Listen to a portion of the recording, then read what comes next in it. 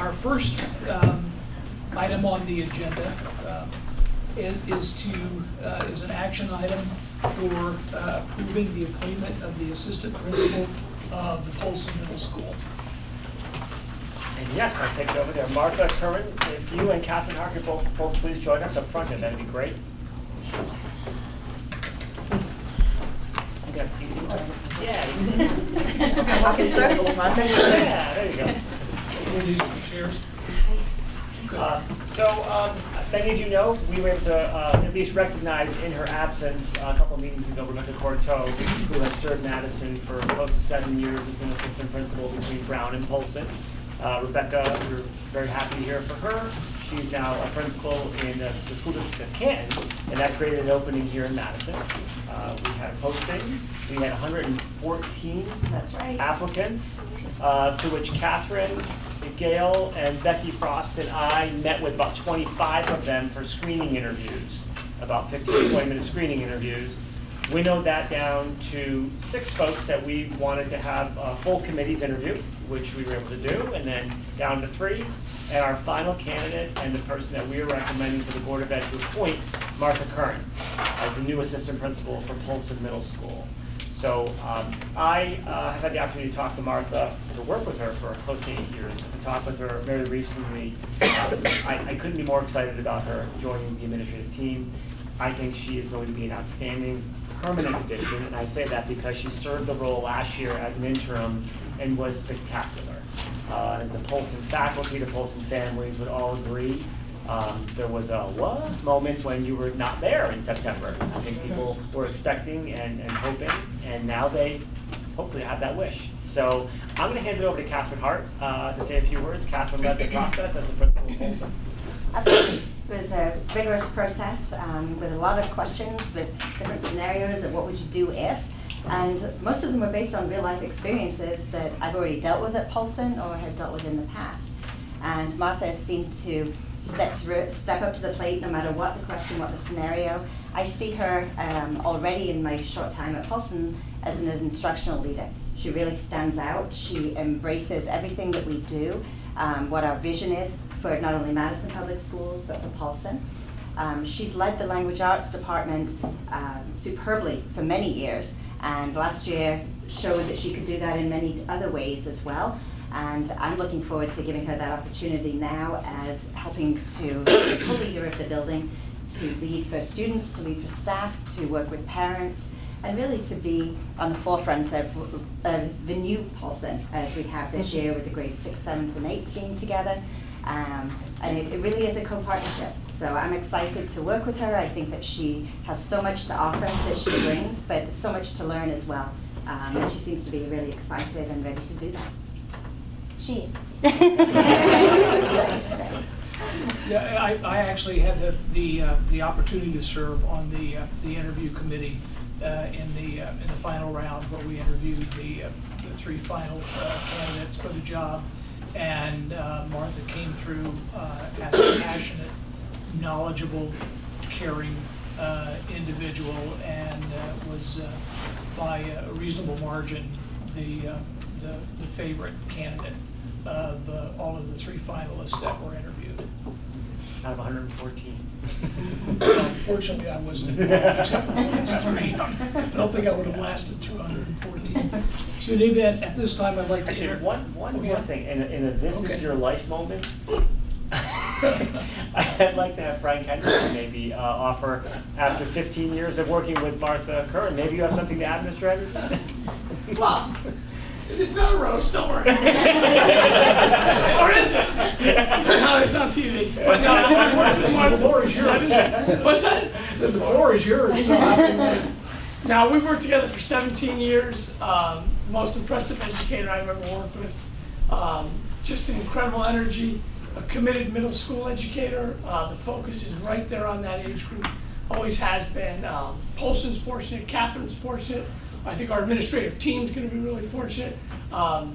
Just, you know, a friend, a colleague, and for 16 years I depended on her every day. And I'm just so excited for Polson and Catherine and the team. So congratulations, Martha. Thank you. See, that was not that That was bad. great. You were nervous for a moment. All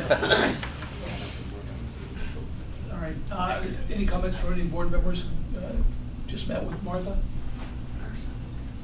All right, in that case, I'm sorry? Congratulations. In that case, I'd like to entertain a motion to move forward with the approval of the appointment. So. Second. All in favor? Aye. Abstain. Motion carried. Congratulations.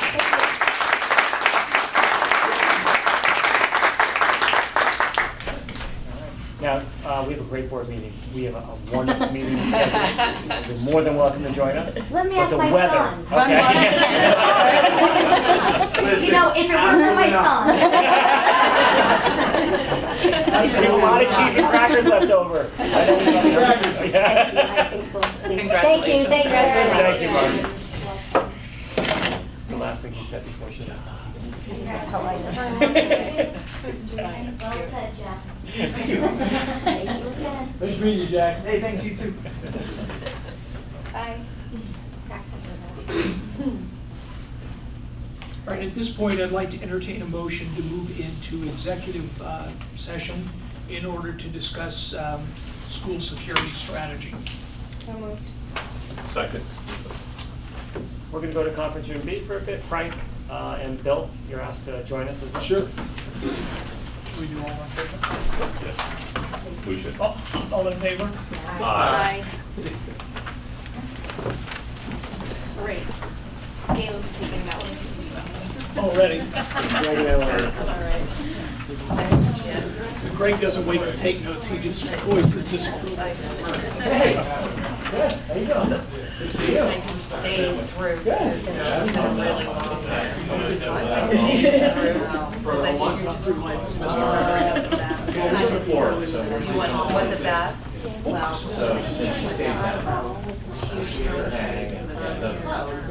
get go around, which is fine, and then I see a policeman, and I live 2 houses to the left, 2 driveways to the left. He goes, oh, Yeah, I know. That's good. Triple 300. which every sentence right now, I feel like I'm like, you smell them all? Gardenia and candy cane and like all of this coming out. And President's like, was fine. Yeah, who starts tomorrow? Here we go. That's already started her practice. Yeah. Go to my office every day.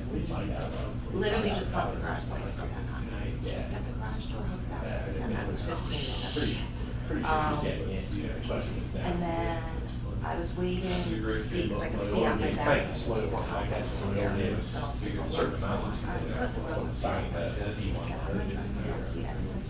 Having a second child. I see a couple of car trucks. I'm like, oh, they must be working on it. Yeah. Mr. Magoo driving the car. And so one guy's going, I drive like 5 minutes down lines all the way. I turn around. Very nice. Never retired. Dude, never retired. I say, when you retire, so there is. So then I go,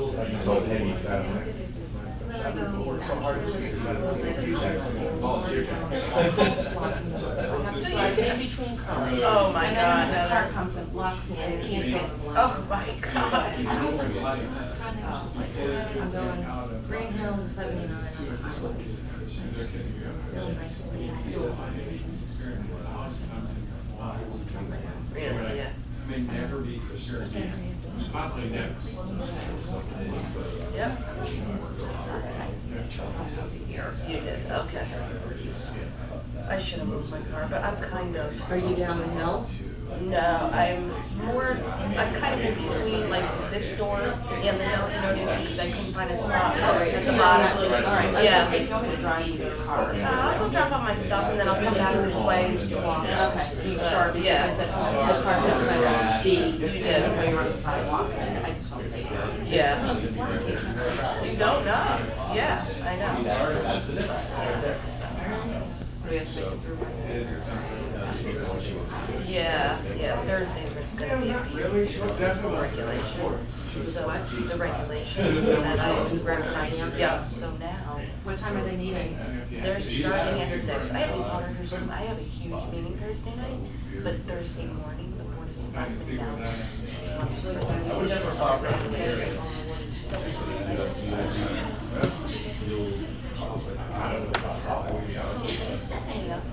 she seems to be like a lot better.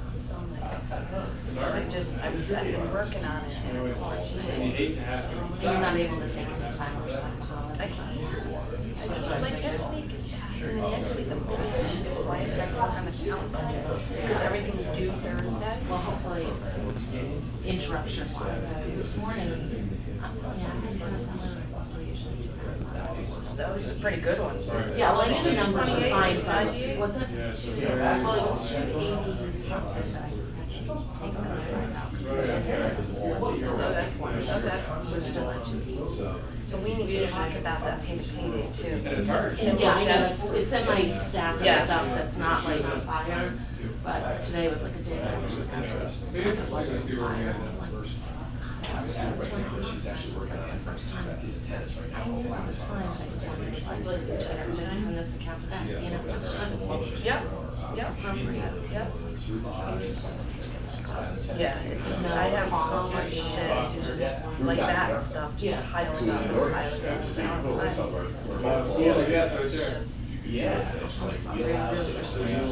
I just wish if I felt better, I'd be okay, but I've been going non-stop, and then I went to Nashville this weekend, which I didn't have the time, because I was just like, You just need like a day.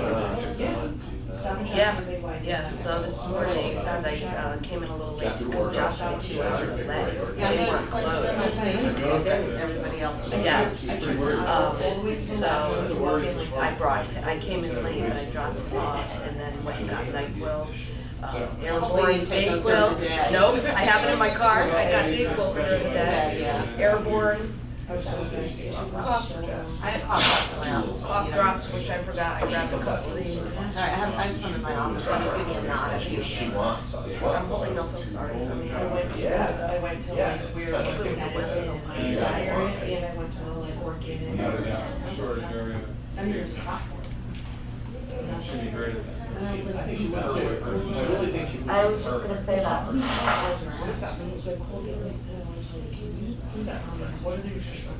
Yeah. All of us.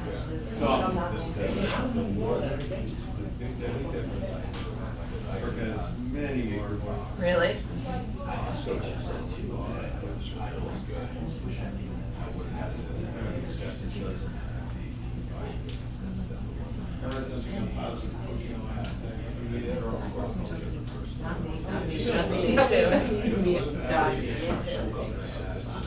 But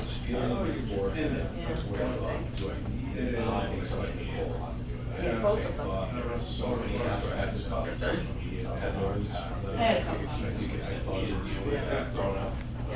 There's all the girls that I work with.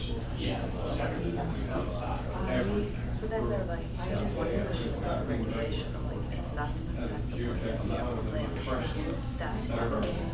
Like, it's right. You still know what you need and they'll figure out how to do it. So I was trying to sit up politely. So that was the only one I responded to when I saw that last night.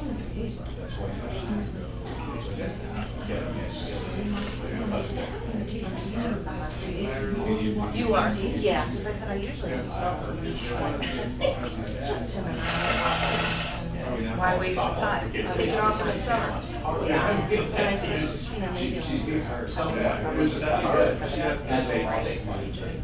I'm bummed that I can't get hired. It's already on Friday. It's interesting. Oh, it's always amazing. You do. That's right. You said you have to leave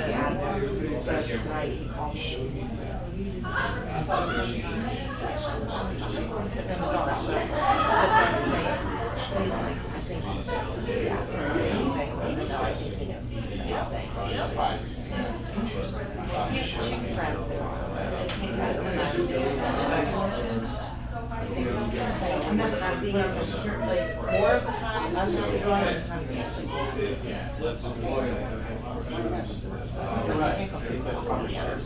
Exactly. It's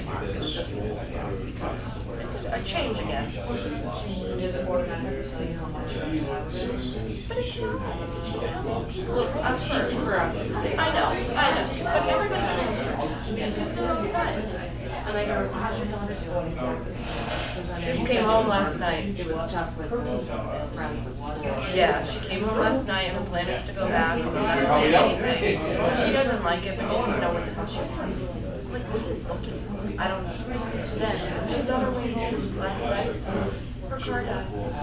So she, well, she was out getting the, wind started. So she got a jump. The police wouldn't help her. She got a jump from someone else because she had jumper cameras in her car. The school police wouldn't help her. And then, yep. So then she goes to get gas. She has to shut the car off. It dies again.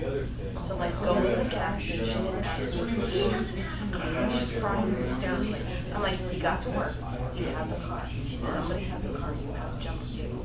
Get to a service station and they'll change that. It's gotta be that. The car's been sitting there all whatever. So it ended up fine, but it was crying hysterically. So, you know, I should have sucked it up. You know what they're like right now. I told you I was calling you down. I'm not always saying all the time. Oh, come on, you go tell her to walk them out. But seriously, no, this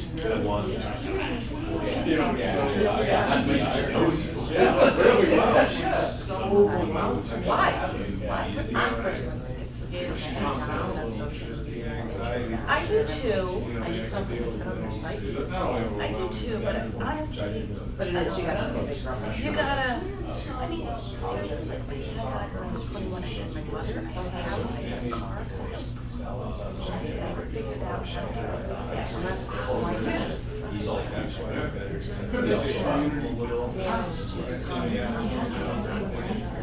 I don't blame you, because it's gonna be on you. Right, and I'm like, that's what would make me nervous to see the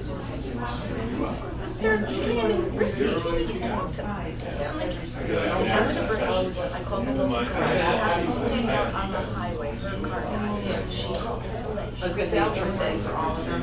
all of them, just, you know, like, stop, push through. Okay, right, I've never been through that. Yeah, it's our fault. It's our fault. We totally, like, coddle that and tried to get the word be mother guilt. And it was my mother made it stay away from mother guilt. Yeah. Stress. Yep. Yep. Exactly. Exactly. It is. We're just, and we drink more than we had. You know, it's just, but we're not doing them any favors. You know, it's, they're all, and Josh last night, he's has all these P's, and he's seen my English, and then we drilled down 2 F's, a quiz, and 10 hours. Yep. English. I'm like, Josh, you got math or science? Yes. Because I'm mad at him. So you are relentless. I'm like, and this morning, that's why I won. He's off. He's just Should have quit where you were ahead. oh my God. I keep messing up. You mess up, never. Texting Catherine, she's not getting my snow jeans. I did call you badly. You did? Yeah, I walked by and I heard Shane, and I was gonna be like, why didn't you bring the puppy into her? And Sheila got my door. I heard you guys were It's like saying. my spot, Yep. but it's a chocolate bar version of my spot that I used to have. And Gail's on the speakerphone barking orders at them, and I'm like, stop it. Stop. So she doesn't bother to show up and call you guys and barks all these orders. Because she knows what I was working with. I can't work. I Their can't purpose work. has gotten smaller. Oh, well. I was getting so much done. So I was telling them what I was getting. They appreciated it. Yeah, so, I don't know, then, so we went to bed that afternoon this morning, I just said, how would you like it if I didn't care? He's like, why do you have Caesar okay? That'd be a shame. She'll work out that Right, for but her they're life. okay with other people. I'm like, what are you talking about? I said, if you guys see how he's studying, then I would get it. Oh, he's studying. You don't know anything. So he just says, great homework. That's what I would kind of say, if you like it. Yeah. I just, Tucker doesn't get that. He just got nasty. He's like, you know, Doris, I'm kind with you. So I would start crying because I don't feel good. So he keeps coming back in because you can tell, like he wants to. He's like, I just want you to know that I'm angry. I just sit back and because I'm saving you. I know Josh, I know. I'm saying out there that you get mad at me because I'm more upset with you over the grades. My response I gotta break these down on my that's phone. what gets him, because he like he'll start like venting. I'll call him venting. I'm not gonna shoot him. Yeah. Because you know what's wrong. Yep. Be like, yeah, it is what's wrong. Yep, it's true. I'm good at raising dogs, I'm not good at raising children. I don't know, you did pretty good with your dog. Yeah, do well with the dog. No, you've done amazing with him. I don't know. I mean, my girls are, they were tough, but this one, I swear to God. Like last night, I literally said to myself, I can't stand it. Baseball around here is like spring break. Yeah. Then your regular season, you come back, it's March. It's 20 degrees and snowing. And then their boys. Oh, yeah. So I get a lot of that. Oh, yeah. Yeah, me too. You're in for a budget And talk? I texted Robin last night, I'm like, you need to help me for things going to fail. It's a low budget, Like, I 1.5. cannot do this. So I went to Nashville. I said, the one thing I want you to do this week is to run. Put him to bed early Friday night, because Saturday morning has a 9 o'clock school.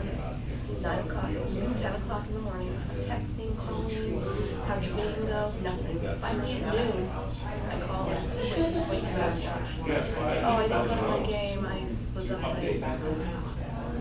I started like, I'm like, you guys, so I was the only one who showered before practice. I'm like, you all go up, go shower, I'm going to the Bloody Mary bar. Such a great It's never responded to that. Like, the one thing the team is a roster. Like, he just didn't. And he thinks it's okay. Josh thinks it's okay. So that's why this morning, I'm like, I have to take him to school, or he'll probably let him stay home. So yeah, so I've just got it at all angles right now. No wonder why I'm sick. I'm just being. You need a day to slow. Yeah. You need a day to ease. And say if you want to come to my house and hide, I can offer that, but Gabby's gonna be. That's true. I was gonna say, maybe Friday. Yeah. My really calm dog is like next to Oh, me. I love her.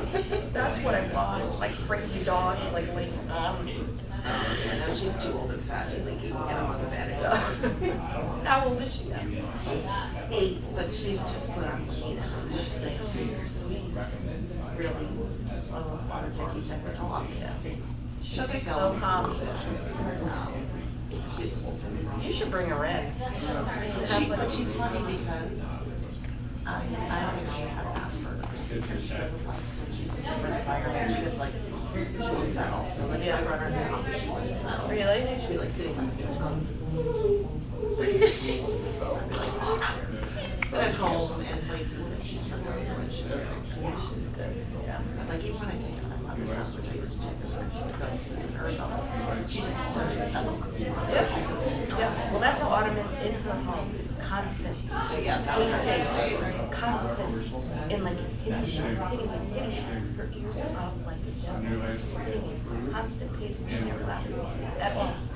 So like, yeah. No, she has a thunder jacket. That wasn't helping. She's on her Prozac. That doesn't help.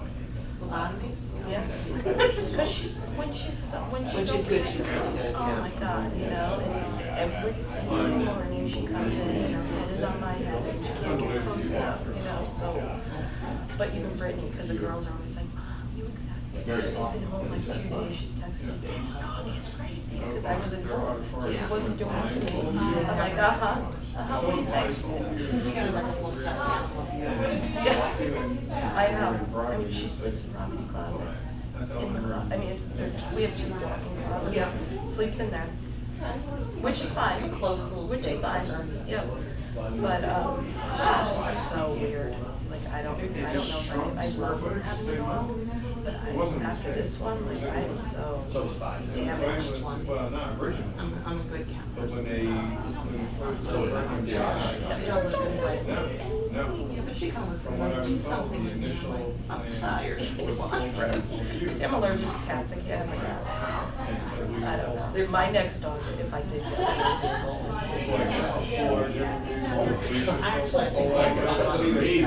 It would be the coolest place on the state. Well, we had before Autumn, we had a German Shepherd Golden. It was a, I forget what they called it. It was, we actually bought it. It was like a Golden Shepherd or something. And she was amazing. So I went with the wrong half. My other job was the springer swimming. The exhibition, you know, like the swimming and like the whole swimming. You never know if it's crazy. One guy away in circles. So Josh had a concert tonight, chorus concert. I was gonna miss, so I was all excited because I got a call from school that it was canceled until Thursday. I have one finals Thursday night. The girls were gonna go tonight, but Robbie's off Thursday night, so he'll be able to go. And I was so disappointed because that's the one thing. It's so cute. Like it's still the cuteness in him when he's up there. Take a video. Yeah, I'll hate him again tonight. Live stream it when you're in the game. It's a shame that you So at least there's no more. I can't wait. Like, the next 2 weeks in Eunice until the middle of January, which so Sherry came yesterday. I heard she was on fire. Because she's like, I'm like, It's not a big problem. I mean, that's a difference. crazy. yes, yep. Yep. Nope. Yeah, yep. Very strong that way, yeah. Oh, If I yeah. accidentally type the Yep. number reverse. You can rely on that. Yep. Self-thinking. No. Yeah, so Sherry's like, thank God that you're involved. And she's like, thank God you hold this more involved. I'm really worried about this conversion. I'm like, you got it. Yeah, and there's things obviously I don't know about pension and I don't know, but it's like things I did and trying to do where I can. Oh, I know. Thank God. But it's gonna be pretty much professional, your candy dish. Yep. You have to do it, but it's. Yeah, it's gonna be bad. But she's wonderful. She's so smart. Yeah. You know, I always wish Something has to happen. you would be amazed how smart she is. She could do all that. And she made me look down. Yeah. Well, I was thinking about people just a little. No. I I mean, she could cook.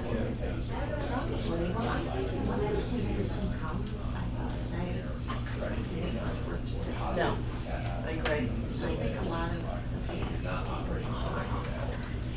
You know, I still want to rely on the cross-checking. Of course. Barely. Right, yeah. Barely. Barely. On my good days. The Richie heart is working. You have one too? Then why do you look so good? Oh, come on. Really? You look like this. Come on. I must have sneezed a One couple day I times put before. face powder on the mirror in the dark in my house. And then when the lights went on, I went, whoa, what did you do? That's what I did to run it off. I'm like laying in bed. The one time that I didn't do that, These glands. Did you take some of this on cam? I bought airborne. Just now? I have airborne in my office if you want it. It's supposed to as soon as it hits you. Really? Is it a busy? It's a fizzy. You want me to go get him? Yeah, starting right. Oh, I should have seen Coming over the ground. That's what I did. Susan's got dressed. I should have hit it that way. Okay. That's a dessert. Okay. Hey, what's going on? Just texted. We'll be back. All good. Somebody make a Dunkin' Donuts run. Three before the breaks are up. That's what I was Graduation's through 18th right now. Lock in the dairy. Yeah. See what happens. No. They could vote on it, but if they vote on it, we have extra snow next week. You can't do nothing hand to hand. Yeah, that's what they're saying. You can do it, but not in hand, it'll be somewhere else, which would be a shame. It's an awesome, really, it's awesome. Yeah. Town, community event, so we would have to say, you can't do it. It'd be really awesome. We could tell people that you don't want to. So, That's true. Yeah. My son went last year, he loved it. Good for kids. Good for kids. But we don't have a facility big enough yet, that's why it's good. Well, facility big enough to say you can do this while kids are in session. So we would still have kids there. We need all the spaces during the school day, so. You can't take eyes, so you can't do the whole school. Then it have those discussions. Feel free, but if this is a huge, you go there and there's nothing off the table, you can't have night. So night. She's Anthony, sorry. What do you do? People lose their minds. That's stupid. Place on the side. Aperture now, have to go to the. You know how many corporate events happen at the Aperture? But yeah, I've been there many times this year. Yeah. We used to go to the whole school, Renaissance, above Hartford. Place up there that used to be prom. I thought everyone would disappear. Oh, they're done. You done? Yes. Done.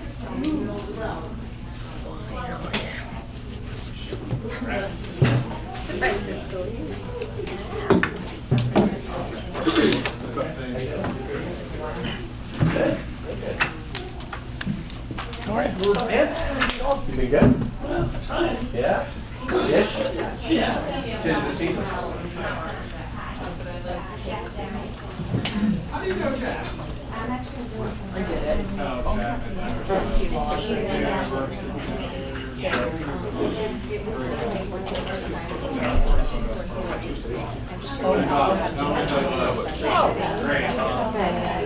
Really? Very cool. Small world. Yeah, it is a small world. Where are you at? I'm supposed to be here, not as good as coming here.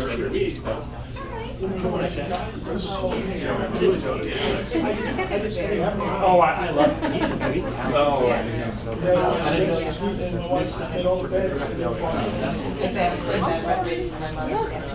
Here you go. You couldn't have told me what I spoke to you earlier. I just read that. You don't want to Oh, wait, You got it. I don't.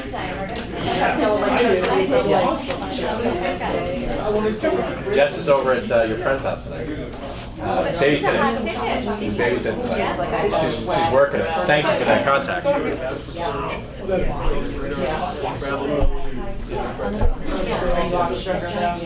You're all sitting.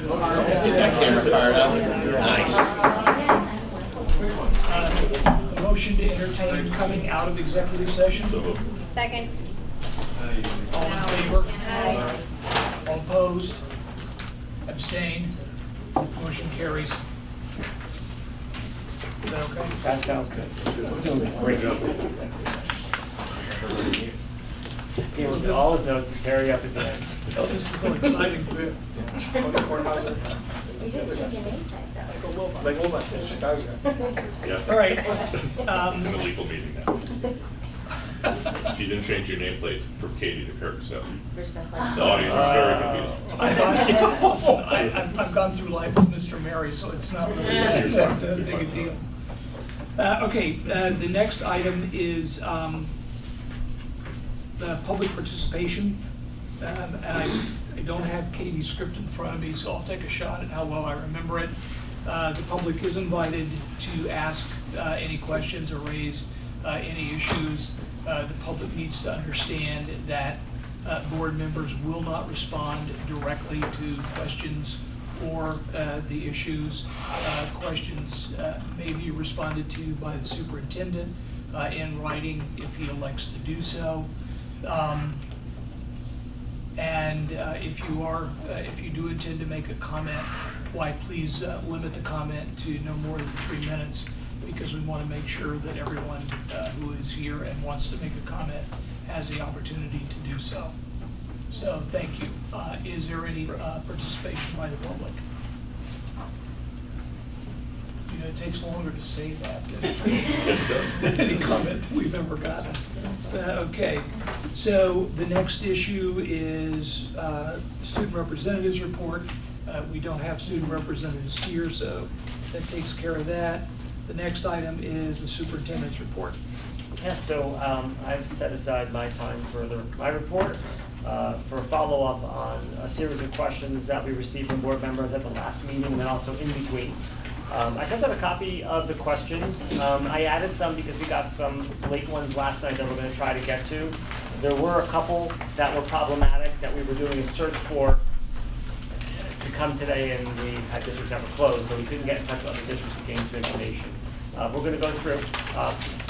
Gail and Liz will be helping, and the building administrators as well as we need them. But right out of the gates, if I can start with that document, just start a question, one, and go through, and anything else that comes along, we'll just take notes and go from there.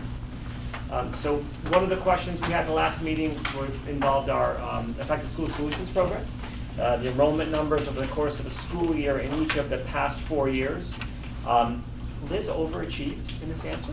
She has a lot of information to share on the ESS program. So Liz, if you want to hand that out and then just review with the board the response.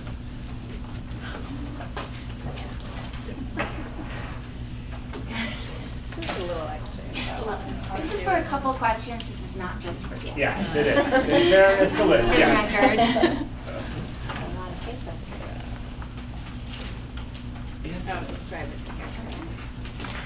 So we were asked about the numbers for the Effective School Solutions program. The first slide from the ESS shows the numbers of students that we have had that have ranged from 12 students to 19 students throughout the year. The program ideal number is 18 students, and some of these years there was never more than 18 students at a time, as students should be coming in and out of the program. On the next slide is a couple notes. For Polson Middle School, we have had 9 students in the program last year and 9 students to date for this year.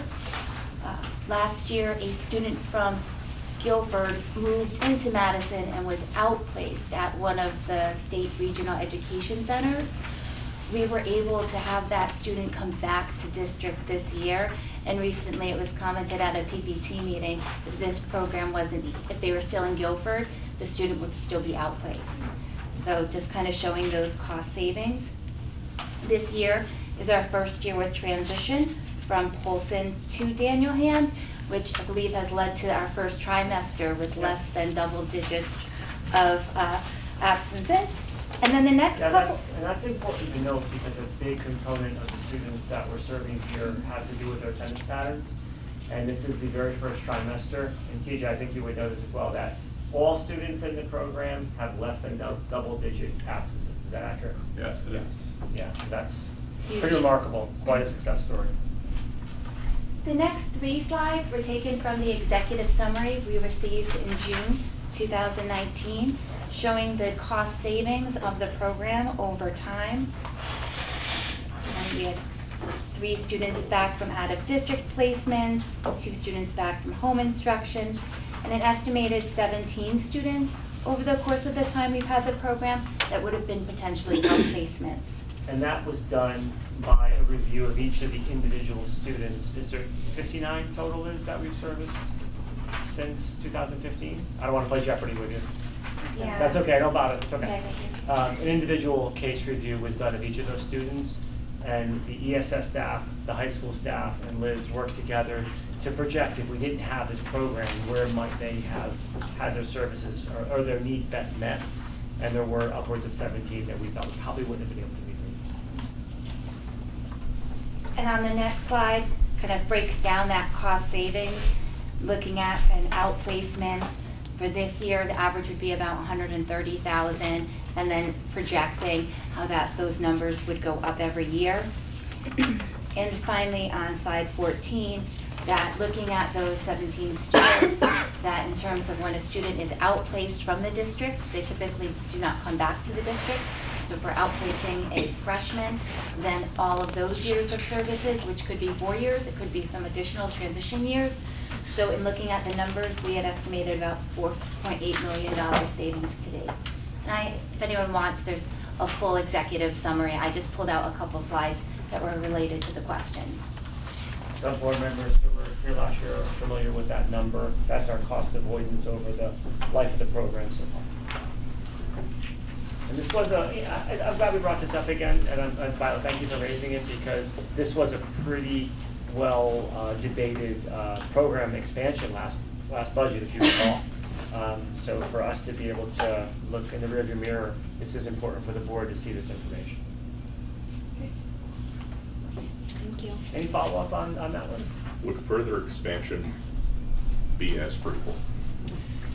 Interesting. That's a good question, because we have our PAL program that was designed with CES. Liz, what do you think? Yeah, I know when Effective School Solutions first came into place, it was, well, where was that gap at the elementary level? And that's when I had kind of seen it, suggested, talked with Catherine Hart about that when she was at the principal at Jeffrey, and we developed that program. The difference about that program, it's more instructional, teaching those self-regulation skills, which is what the students need at that age. When we get to middle and high school, we're looking at a more therapeutic clinical model. Yeah, I'm wondering in particular if we end up in a different elementary school model than we have currently. Whether there'll be a need to cover that for example, 5th grade. Yeah. Yeah, and right now we have that program at Brown and the PAL program. I think in the potential of having the 2 elementary schools, we were kind of proposing, just as we have now at the 2 elementary schools, we would have one, the pre-K through 5 would have one of the programs, either the Phase Life Skills program or the PAL program for behavior management. One thing to consider too, it's a great question, is what cost do we have now with the PAL program, between not just personnel, but also ongoing consultation with CES, Dr., why am I forgetting her name? Pat. Pat, yes. And having the supports that we have in place and putting that to an aggregate, because ESS does offer an elementary model as well. Happy to look forward, look at that in the future. Thanks. Okay, if I can go on to number 2, we had a question around the number of Strive students serviced over the years by year, and Liz has some data to share on that as well. So the first Your slide next here, packet, by the way. next packet for Yes. Strive. This is the history of the Strive program enrollment, showing history from Madison. So we've had 2 to 3 students at the program. The program itself has been consistent. We started off with 8 students back in 2013, and we've kind of hovered around 10 to 13 students between the 3 towns. We've also had students who are outplaced as well from other districts who offset our costs. The next slide, I did a 5-year projection out, so I looked at our students who are receiving services that would be aligned with ones that the PPT teams may be suggesting for Strive, and put those numbers together. I know for next year we have 5 students recommended, then 4, 4, 3, and then 4. And this is taking into account the time that they would be in the program until they age out. So depending on when they start kindergarten, or if they stayed back a year, depends on how long they get services, since they can be serviced through June after they turn 21 years old. The next one was the Strive graduation rates. Again, variables depending on when the kids are coming in and out of the program. Some students qualify for 1 year till they're 21, whereas others 3 years. In addition, sometimes certain students only require 1 or 2 extra years of transition planning. This next slide is interesting, the one in yellow here. Yeah. This slide I presented in this room back in 2012 to the Board of Education when I was a consultant for CREC, going over what the costs were. And originally the cost per town to get startup, purchase a van, get all the appliances in the location was $131,000 and change. The second year projection, which it was $119,000. Flip to the next slide. This year, $120,000. So that was back from 2014, we had $119,000. This year's tuition was only $756 more. So it's really worked well. Another interesting. One second. So you probably heard over the past year the big call for regionalization in the state. I will say, I told Noreen Coker-Root this, we had a great conversation, she's a big supporter of this program. And before Senator Cohn was on, I had shared that this was probably one of the best examples of volunteer regionalization that's good for kids and is cost containing. Rarely do you see the same number for a cost after 4 or 5 years in anything in education. So it's really remarkable, and Liz was the lead consultant who created the program before she worked for us. Yes. Someone plucked her. I was a director and then Yeah. came here. Typical 5-day-a-week transition programs right now range from $52,000 to $188,000. So the cost of our program is the cost of 1 or 2 students.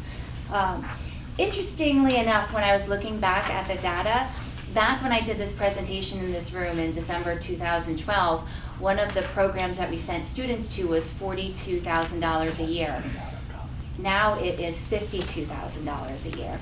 So think of that saving. At that time, 2 students were $84,000. At this time, to send them out to Middletown would be over $104,000. So those were. And every couple months, the advisory team, which is the director of CREC's Student Services, the director of Strive, and then the directors of special ed from Guilford, Madison, and Clinton. We meet, we review enrollment money. Any additional money that we have at the end of the year is always put back into the program. Any questions about Strive?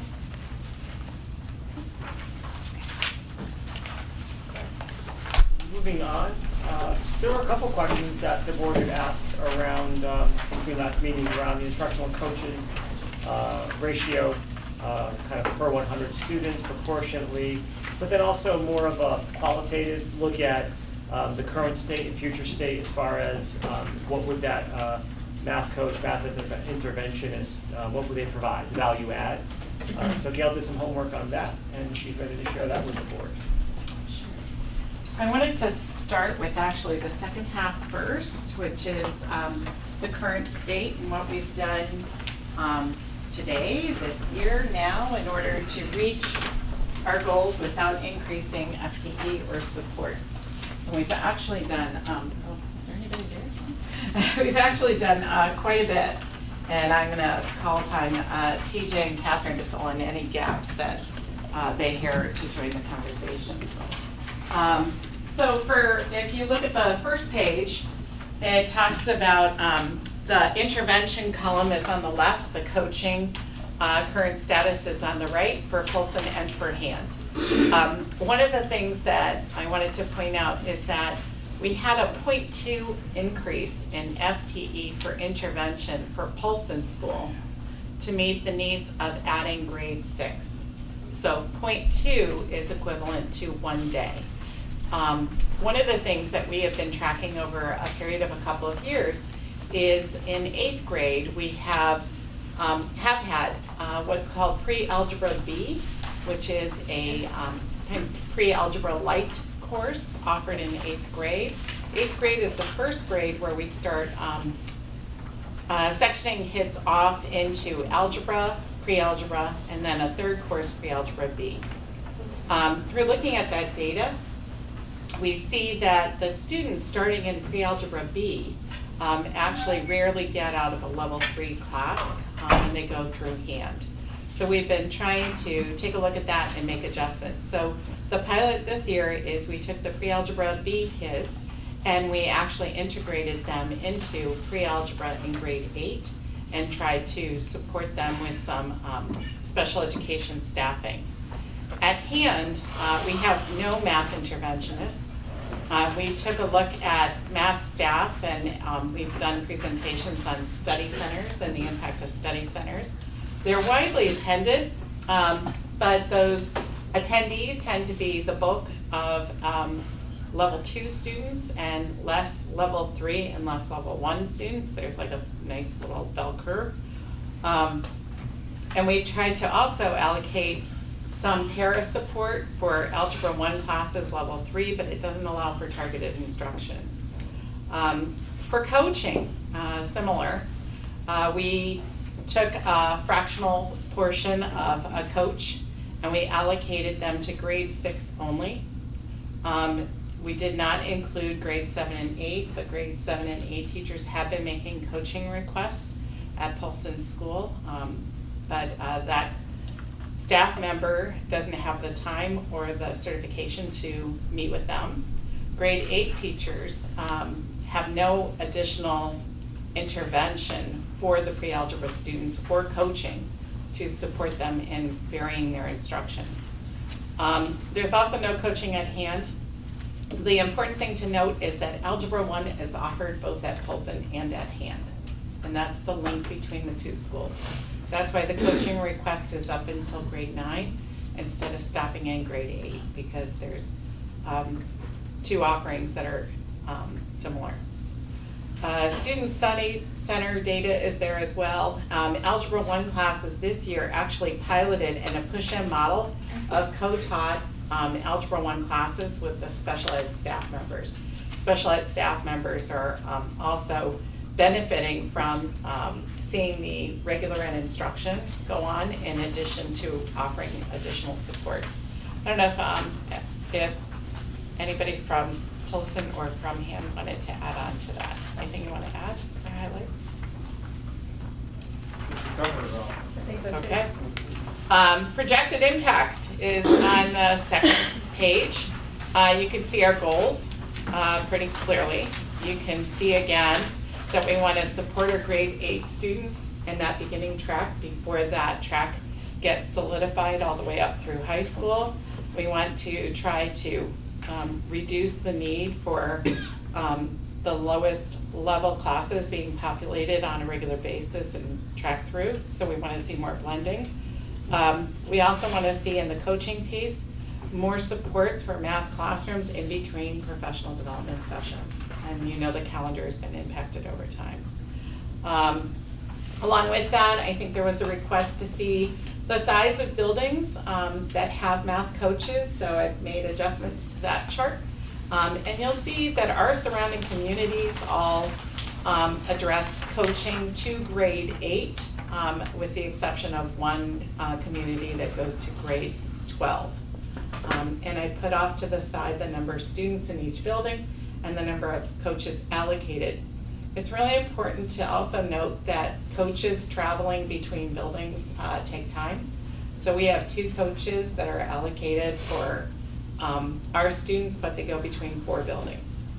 So that's important when you look at fractional FTE. Any questions about that data or the impact or the things that we're doing this year to try to address the issues that we've identified? So I do have a question. So why do the teachers need so much math coaching? Like they're all educated, they all have advanced degrees, and they've been teaching successfully for quite a long time. I guess I'm wondering, is it because of the change in curriculum to Common Core that things are being taught differently, that it's a different approach that they're not used to? Or like why is there such a strong need? Yeah, that's a good question. So I think at the last meeting I handed out a pretty extensive summary of the research behind coaching and the effectiveness of coaching. It's not truly identified associated to content more than practice. Like your practice improves with somebody next to you, really challenging you to meet the needs of every student in your class all the time. So coaches are a very well vetted model, pretty common as you can see from the charts because of that amount of research backing that students show gains in achievement with coaches being a regular part of the discipline. And again, you know, I'm sure any practitioner in any level would benefit from coaching, but we have identified core areas to provide coaching over time. So we've done that with ELA, we've also done that with math. But as they're learning new strategies and as they're coming to the table, looking at students and identifying what those students might need, they're also doing a fair amount of research and they're piloting new materials to see if that material will also be helpful in supporting those students. So we do a lot of action research along with that. And we're piloting some materials now at Polson School. So I have the math team looking at that and doing some action research with that. But definitely coaches support teachers in implementing. And I can add to that too. Clearly a math teacher knows math. No one disputes that. Okay? The craft of teaching is no different from any other field where you're always trying to get to the next level, whether if it's a clinician in therapy, whether if it's in the medical field, whether if it's an engineer. So how can we increase the repertoire of a teacher? It's one of our primary strategies over the years that we've tried to as leadership team to really advance is that's our biggest investment. You know, and even in the debates around the new construction a couple years ago, you know, we talked about brick and mortar doesn't teach, we get it, and we take care of that because we invest a lot in professional development. This is one model in an area that is a rigorous program. I mean, our math program, as you go through, and TJ will say that, you know, some of the hardest courses in the entire system are the math courses at the high school, and supporting teachers to meet the needs of the 20 kids in front of them may stretch that professionally in their practice. I may need to have, you know, a couple more, you know, moves to expand to meet the needs of those kids. So, one of the core approaches. When you have the coaches, though, they're taking the teachers out of the classrooms to teach them, or they're in the classroom with them? And with them. Yeah, I mean, there's a bit of a blending because, you know, there may be professional development days, faculty meetings, but the role of the coach largely is to be modeling, providing non-evaluative feedback. It's a lot different when you come in with the title of principal versus you come in as a colleague, you know, hold a mirror up and say, hey, try this, try that, and so forth. And actually, we have a district document that I'll share with you That's that a great idea. Has different models of coaching and how that takes place. Because there is also, coaches run book studies. You know, they look at research. They work with teams around student data and how to address that data. So they do that outside of the classroom, but they also work one-on-one with teachers and with small groups. They do things like lesson study where you're all watching a teacher teach a lesson and then you're modifying it, you're making adjustments to it to make it more powerful. So there's probably 4 or 5 different models in the district, and I have that for you. I'd be happy to share it too. That was developed with the team of coaches and teachers about 4 or 5 years ago. That would be a really good conception, I think. Yeah, it's helpful. So, Gail, I'm also curious why we don't incorporate more co-teaching with the special ed staff, especially for these level 2 students, because they tend to have a lot of the strategies and techniques that a math coach would have. I mean, that's their area of expertise. Well, that's exactly what we're doing at the high school this year. And also with that pre-algebra B class is the same strategy. And if you look at the current piece, for Daniel Hand and for Polson, we've made some adjustments to include that. TJ and Liz, I don't know if you want to elaborate on the co-teaching that's going on in algebra. We've set up co-teaching for in level 3 courses, utilizing the staff that we have right now. The staff with their schedules are co-teaching 1 period, and then 2 to 3 periods they are with their students on their case management load, providing them with the strategies that are not taught in the classroom or have already been taught in the classroom. So TJ, myself, and the coordinator of special education at the high school have made this co-teaching really a huge commitment this year by going into the classes every other week in order to observe and provide support to the staff. You spent a lot of time in the classrooms this year. You can expand on it. I know you've seen it firsthand. I would say after one trimester, and again, it's only one trimester in, it's been a very positive response from the teachers, both the math teachers and the special education teachers. They're really looking for feedback, but the actual teaching, you know, sometimes the co-teaching model isn't really co-teaching, where, you know, the additional teacher, you know, serves more like a support or an assistant in the classroom. What we've been observing has been really positive, where there's a lot of assessment being done to really determine student understanding, and then the teachers, the special ed and or math teacher, are breaking students up in groups that change regularly, even sometimes within the class period, to provide really additional support or to push some kids further more quickly who are actually getting it. And it's been really positive to see the level of student engagement, and, you know, the students who typically, I mean, these are kids who I would say don't state that mathematics is their favorite subject, you know, to be fair, to really do well in a math class at this point. So far, I would say very positive. And when Liz, Dr. Tuzio, and I visit a classroom, if we don't provide feedback quickly to teachers, you know, we get emails. So what'd you think? You know, what can you suggest? What we're hoping to do near some of the shortened PD days coming up in the midpoint of the year is to get those groups of teachers together and say, these are some common observations we have made. What do you think you need to move forward? Because we're really trying to support them in this venture that at this point has been really positive. What's the likelihood that co-teaching model would increase instead of every other week, because there's not much consistency in something like that? Just to clarify, the every other week is when we get in the classroom. The co-teaching is every day. They're actually scheduled. So if it's a period 1 algebra class, the teacher, special ed teacher and math teacher, it's every single day.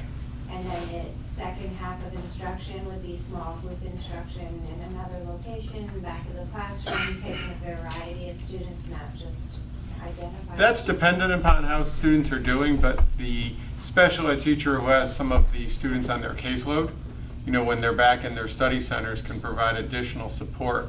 But we're actually seeing the teaching happening in the classroom, which is really exciting. I like that model. I do too. Kelly and Catherine, you've had a lot of experience with the math coaches. So conjure that up for a second, and I'll give you a second to think about that. Because Diane, you had a question about the professional development piece with the coaches. And Violet, I think in one of your questions, you talked about teachers collaborating and the ability for them to use their expertise with each other.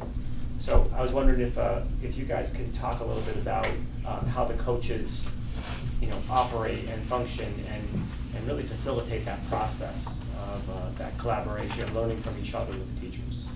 Sure. One piece I can think of offhand is the professional learning communities that the grade level teams participate in weekly. The math coach is a part of those meetings.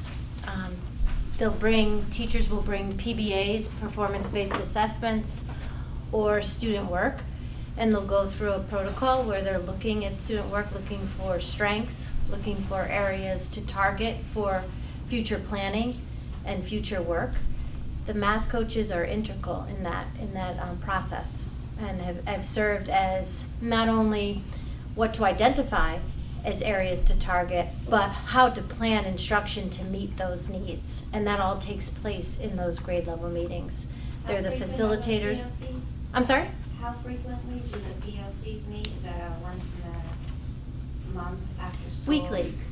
Once a week? I would say the same thing. The coaching takes variety of forms, and it's driven by the needs of the teachers of what they need to deliver to their students. And Gail referred to that earlier when she mentioned that it is taking place right now.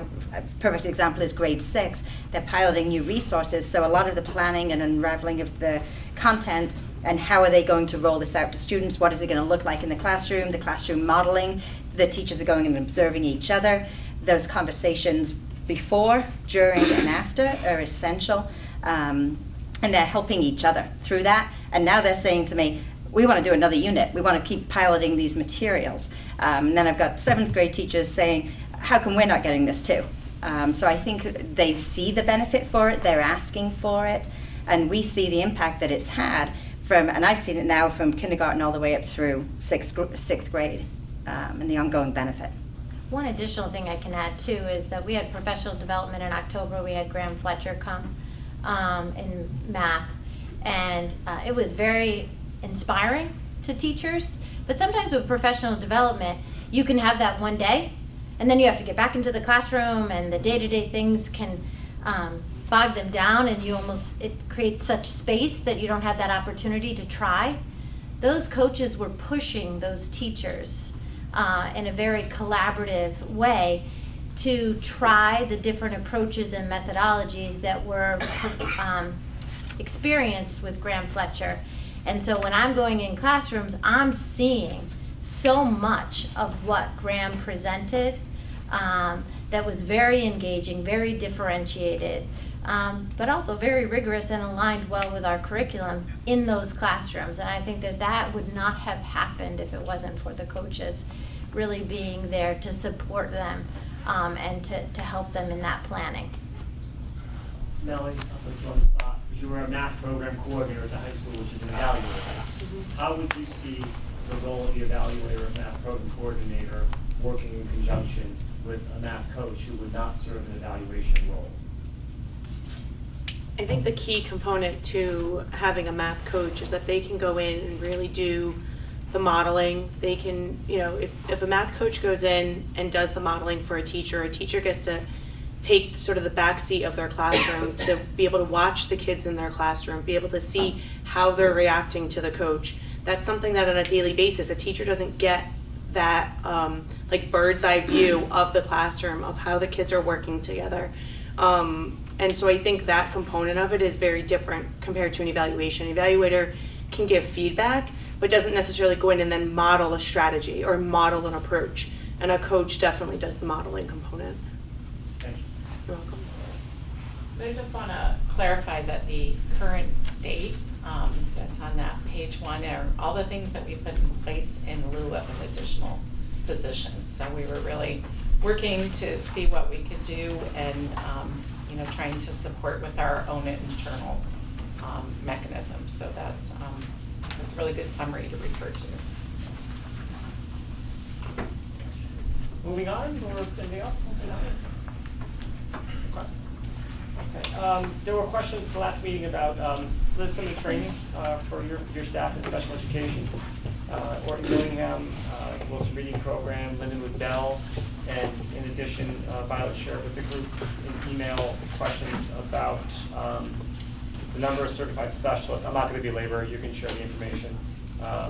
And then also how we would possibly buffer against any staff that we invest in leaving. So I'm going to leave that for the end, and you can start. So in terms of in the reading packet, first I have Orton Gillingham, and have been asked, so here is if they participated in any type of training is the first column. The second is the educator training.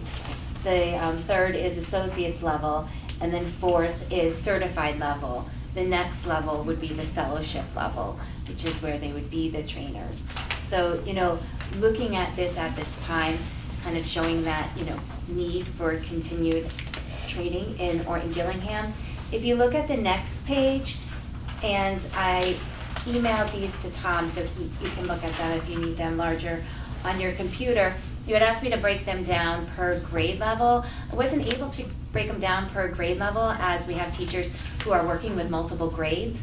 So instead, I broke them down by elementary, middle, and high school, the question that was on that first page. Can I interrupt for a second? Yeah. I was going to ask, how many people were included in the survey? So it was surveyed out to all of my special education teachers, so 40 teachers. A couple of them did not have time to respond for various reasons as the past week.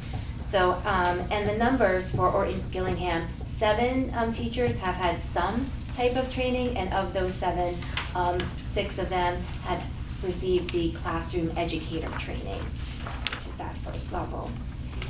Next, in terms of the Wilson reading program. So, Yep.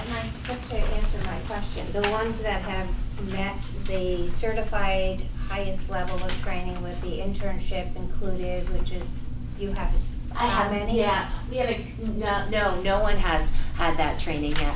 So no one has the associate level either, so you're only talking the very basic administration of the assessment, not anything beyond where there is internship supervision. It's So building you're up not capacity, credits. yes, because really we have some training. If we look at the next page for the Wilson training, we have more students or more staff that have received the introductory training, so overall 76. In terms of the level 1 certification program for Wilson, that is equals to 31% How of much the is that? students. I'm sorry to interrupt. So but- overall, we have 25 staff who have participated in the introductory level training. And then I have 3 staff who have completed the additional level 1 training, who would be ready to go to that level 2 certification training. So you don't have anyone that completed the level 2 training either? No, I do not. That I need the funds. So that's why I'm looking to, in looking at this, the question was maybe the number should have been a little larger in terms of the support that we need to increase the reading skills for my staff. I do have to say we have had, a variety of professional development, many of them through their experience and through their reading, but it's definitely showing that this is an area of need. On the next slide, I also have it broken down into elementary, middle, and high school. Just some additional information. In 2016-17, all of the special education teachers had the 30 hours of structured literacy training from Dr. Devin Kearns from UConn, which included a variety of strategies. Approximately 10% of the special education teachers have training in Linda Mood Bell. Last year, we've also had different trainings for teachers, the SPIRE program, Seeing Stars, Visualizing and Verbalizing, and Level Literacy Intervention. When I emailed all of my teachers to ask them about the additional training, was please, they all want this additional training. They're looking forward to having some. So on the next couple pages are... Sorry to interrupt, you're going so fast. Yep, sorry. I just want to go back to Yep. Probably 3 pages ago with the Wilson read. You said that 25 teachers were introduced to the initial training, Had the introductory training, yep. and of that, only 3 went to level 1. Mm-hmm. Yes. That's not very good. So of the 3 that went to level 1, Mhm. how experienced are they? Are they new teachers? If you can just give me a range. They are all experienced teachers, I would say, around at least 10 years experience. Because it is quite a commitment. I mean, we're talking 9 credits is what it amounts to for training. And the teachers, And some. yes, and the teachers want the training. I know a couple teachers had asked for the training this school year, and I was not able to provide that to them. So when I was creating the budget, that's why I was thinking of adding additional funds for reading. So just so everyone understands that when you're not certified completely, then the results, I mean, what you're doing is not, you're assessing without fidelity because the results aren't accurate, because there's a whole program. And the program result, or the results are based on fidelity of assessments and units. So, I mean, obviously, you said we have 3 that are certified. And what level were these certified? They're all certified at level 1. No, I mean, what building level? I'm sorry. Is it elementary school we're talking, these 3 certified Wilson? I believe they are all elementary and Brown. Okay. Would say in terms of the introductory training, you are able to implement the program. The nice thing about the Wilson training program is that it comes with an assessment. It also, all of the training program, it's all kind of pre-packaged and ready for you. So it's very user-friendly to use. saying this as someone who did implement it with the introductory training for many years, but I definitely want to build the expertise in our district. Think about it, suggesting we should add some more funding to it. Well, I'm just a little concerned, because even the training from years ago is very different. They just came out with a new protocol that's far more comprehensive. So even though, the training was there. Since we're back there, I just want to make. Sorry. I didn't know, I interrupted you. I'm concerned. I just want to make sure I'm understanding the chart correctly on the first Wilson page. Yeah. With the 3 bars. So 25 people are yes in the first column and 3 are yes in the second column, but. Yes. No one's beyond that. Yeah, but how can 31% be 3 people and 76% is 25 people? I don't understand that part. Or is it a percentage of a percentage? Yeah, it's wrong. It's because some of them, so sorry, I should have cleared, some of them had answered, yes, they had the certification, but it was so long ago that they no longer qualify as having the cert, or these ones, sorry, yeah, this is all the ones who have taken the certification. However, out of all the ones who received it, some of those, it's been so long that they would not be able to move on to level 2. They would have to redo level 1. So the 31% is have they ever done it? But some of that 31% Yes. would have to redo. Yes, yep, level 1. yes, Because of only time. 3 of the staff is ready to move on. That's clear. Thanks. Sorry about that. No, that's helpful.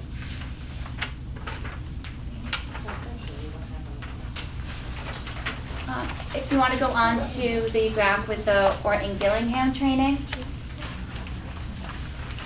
So kind of looking ahead and also thinking about, training and having it come up at a variety of times per year.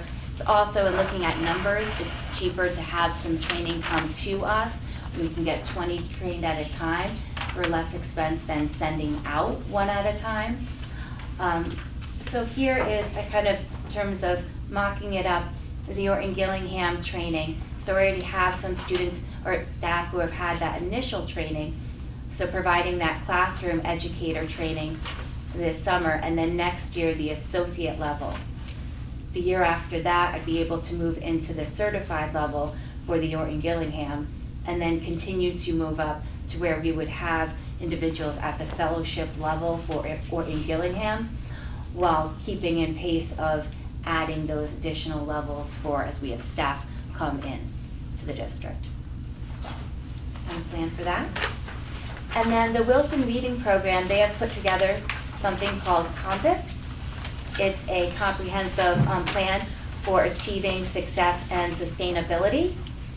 And so with this personalized plan, we could get those 3 educators who are eligible to move on to level 2, have 12 educators participate in the level 1 certification, and then also be able to provide the introductory for those special education teachers who have not had those first 3 days of training. In addition, opportunities as to meet the needs of individual students. There are a variety of different training programs that we have taken part of. These are interactive webinars, and when there are additional follow-up questions, we have reached out to consultants in order to help the teams, so that way they can implement these plans with fidelity. Any additional questions? And Violet, you asked if we can assure that potential trainees do not leave the district and practice independently after a large financial investment in fact of no. It's a collective bargaining agreement, not an individual bargaining agreement. What we found is when we invest in our folks, they want to stick around. So a lot of factors come into play when people expand their career and want to move on. But we certainly haven't seen other investments in staff and people leaving, but we can't give any incentives to financial. Yeah. Well, or any kind of incentives. It's collectively bargained. Moving on. Number 5 was tricky. Information on other districts how to greet a receptionist similar to the one being proposed at hand. It was tricky because we got the question and then we had a snow day and no one was open to answer our inquiry today. So we're doing our best to get more information on that. TJ, Anecdotally, a number of high schools that you're aware of have the position? We've been in several high schools in the area and beyond with some of our NEASC work, as well as just other sites. You know, I haven't walked into a high school that hasn't had someone literally at the front door when you walk in. That I can't say that every single high school has one. I would guess that the ones that don't have one probably want one. And just to give a little more illustrative kind of presentation of what the position is, one of the questions was how might it improve security? Why might we be aiming at a secretary type versus a different person, more security trained, and is security training part of the plan? The protocols are part of the plan as far as cell phone, right, walkie-talkie, the PAL that we have up there right now. But it was the volume, correct? And I showed it to the board members earlier. It was the volume you're trying to address with this? Yes, during the last budget meeting I mentioned we had 760 people visit the main office. Those were people who actually followed the expectation to come into the main office as they enter the front doors. So it's a pretty significant number of people, and we're looking, to not necessarily reduce the number of visitors, but to ensure that everyone that walks through the main entrance is supposed to be in hand, is checked in, and we could account for them. And if you look at the design of our building, you can easily walk right by the main office. We have a monitorial, that's what we call the duties for teachers, where teachers do select that duty, but you have to remember that every class period that transitions, a teacher who's on duty period 1, when the bell rings, they walk back to their second period class assignment. Another teacher comes down, it could be a substitute, we could be short a day, that seat is left unattended at times. Past periods. We also mentioned we have a very courteous staff and group of students, so sometimes they open the door for people, when they're walking in, some will just walk in, and if we don't know they're supposed to be in the building, we're responsible for obviously the safety of our school community. So that greeter piece is really checking in, signing in. I envision, one of the devices that takes a driver's license and prints, a sticker that confirms they're supposed to be in our building. They wear a visitor's badge, and they have to sign out as well. We probably keep their driver's license as well. That's what the high schools I've walked into have done, even when like Brian and I went to NEASC training in South Windsor. A pretty high level of security. The greeter actually has the ability to release the lock on the door as well when they visually see, when you press the button to buzz in, to see if they should or should not open the door for that person. And TJ, is the person who's fulfilling that role there at the post throughout the day? I mean, this is like a full-time position? Yes, absolutely. I would imagine this person outside of their lunch break, that would be their role for the entire day. And during their lunch break, we already had a discussion that we would move one of our security personnel to fill in during that time so that seat was not unattended. And that can be covered with $18,000. That position, Heather? Again, we have not officially approached the union about it, but when we have to put a budget together, we do our best estimate on what we feel that this position could be funded at. We were looking at the number of student school days, so the 182 or 181 school days, depending on the calendar. 6-hour, school day block. And we were placing it because, again, as TJ had said, we currently have a secretary doing this type of role. So we were looking at, kind of carving out that role because of the volume and having, this new position be a secretarial role in doing the same type of work that secretaries are currently doing right now. When you were putting your estimate together, what hourly rate were you using? I don't have it off the top of my head. We were using the assistant secretary entry-level salary schedule that's in the Mace Union contract. And you feel that somebody, and I'm not sure how to ask this. I don't think hand signals will work the way they did earlier, but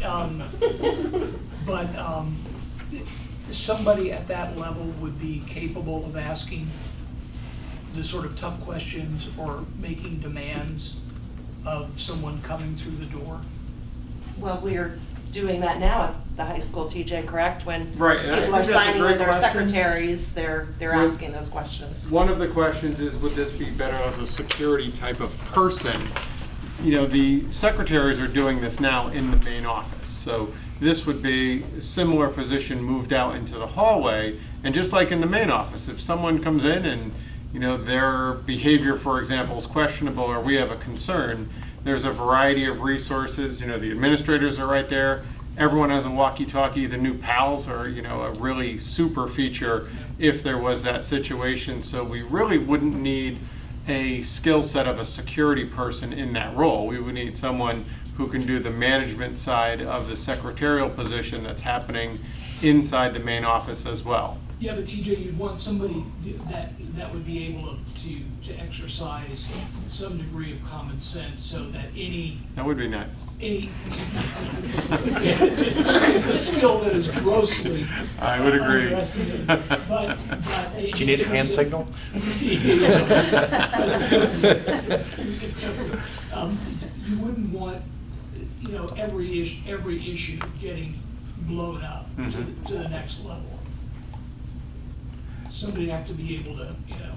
That I agree, and I it would. really needs to be escalated. I would assume that we would really design our interview questions around, you know, the types of scenarios we would expect. And if, you know, we have had people walk through and right by sometimes just more not really knowing procedures, and we call security and so just walk into the library, go find out who they are. And they're on it immediately. What we've also done throughout the building is all of the staff members who are in different spots in the hallways, they all have walkie-talkies now. So if there's any concern at all, the level of communication is really high at this point. And, you know, all the administrators, we have radios as well as the SRO. So I do think our questions would be a little different for hiring this position as opposed to hiring someone who sits in the main office. But I do think that skill set, we would be able to fill that position. Thank you.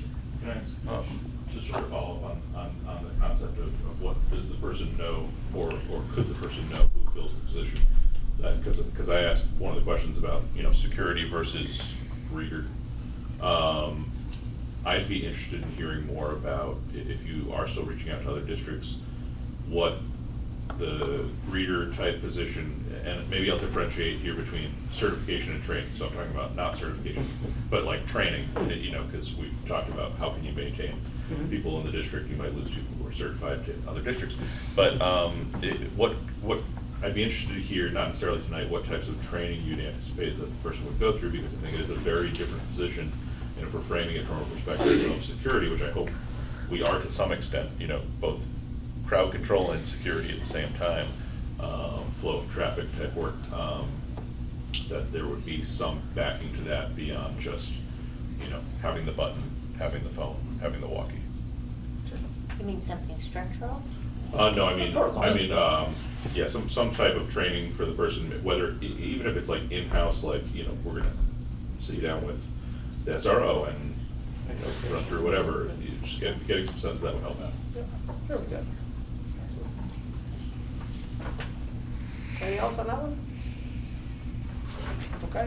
There was a simple question, just for a request for a one-sheet document identifying where we do have security personnel right now versus just simply SRO coverage. So Heather put this together. It's by school. You can see the categories.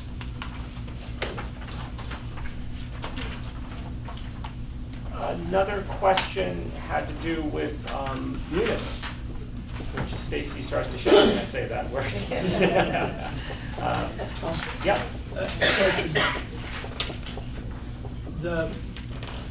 With respect to the background of the security specialists at hand, one of them is a retired police officer. Yep. And at Polson, Kevin is a retired police officer. Yes. Yep. And the background of the other two? At hand? Former teacher and former paraprofessional. Yeah. Thank you.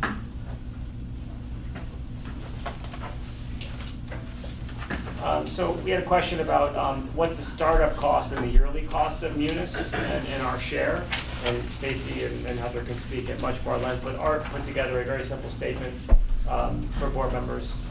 That there is a one-time implementation cost to be just under $300,000, but that will be shared.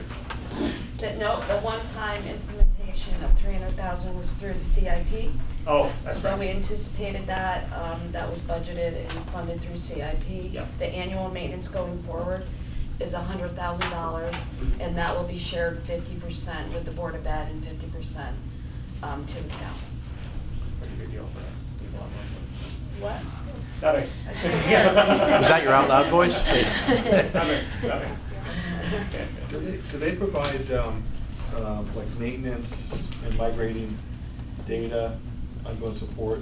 Yeah, 100,000? yes, they Okay. do. And this is also a SaaS model, so we're not hosting, everything's in the cloud. Okay. So we, they have everything, so we would be, And it'll help you calling transfer upon all that them. data? On that. Correct. Yeah. It's not in-house. Because this is not an operating budget question, but I do have a document, I'm going to hand it out, maybe we can talk about it at another board meeting, unless you want to expand on it. But the potential impact of the new Board of Finance regulation on capital planning. Stacy put together something for board members, which I'll hand out. It's a one-pager. And this is a draft, correct? It's a draft. Yeah. It's a couple months old, so it's gonna be revisited before Thursday. The plan is to go to the Board of Selectmen and discuss it on Thursday morning, and go to Board of Finance Thursday night. As far as a question regarding the Board of Ed and how this would change the capital planning, you all would do the same as you normally do. What your needs are, you would put that through the entire CIP process. The regulation basically is just a planning tool to fund townwide capital needs. Yeah. And develop a consistent amount to be budgeted on capital every year, and to ensure that we're investing in capital assets consistently, so. But this is a draft, but this pretty much summarizes what the regulation is all about. Yeah. And this speaks to the issue of whatever the percentage is, whether it's 9 or 10 or 11, being applied to the overall operating budget, which would include debt or would not include debt? Would not include that, as of right now. So That is a proposal. So that's a change. This whole regulation is a change. It's looking at what we put into CIP and debt service total as a total bucket, and looking at that amount being a certain percentage of the operating budget, which is a total budget less debt and capital. And this also gives you the opportunity to look at CIP pay-as-you-go and those expenditures which are funded through incurring debt, and moving within those two categories in order to try to stabilize any impact on the mill rate Correct, so. as we go through time. Right, so if we're looking at the 2 as 1, and in the earlier years, if our debt is lower, we could build up our capital pay-as-you-go, knowing that our debt is going to increase in future years. And then when the debt goes up, then the capital will go down. But in total, those 2 items would be a consistent percentage year over year to minimize the impact on the taxpayers. I know we're outside of bounds here, but just to clarify one thing in the last sentence here, it says when reviewing capital project fund balances, a 10-year outlook should be considered. Does that mean that we would want to put 10 years forward rather than 5 years? Or is that referencing something else? No, I mean, if, right now, the Board of Ed does have a 10-year plan, and But the that other helps, because we're gonna try to build up capital project fund balances, knowing what's gonna be beyond the 5 years, because 5 years is a pretty Right. short amount of time when we know that debt is going to come up. But you'd be looking for other departments to Correct. move to the 10-year model? Yes, because Okay. we wanna build up budgeting, our balances, because who knows if we need to purchase a fire truck in year 6. We need to build up those balances and balance it with our debt service that is on the books as well. Thanks. Trailblazer. Okay. Another question regarding the transition services.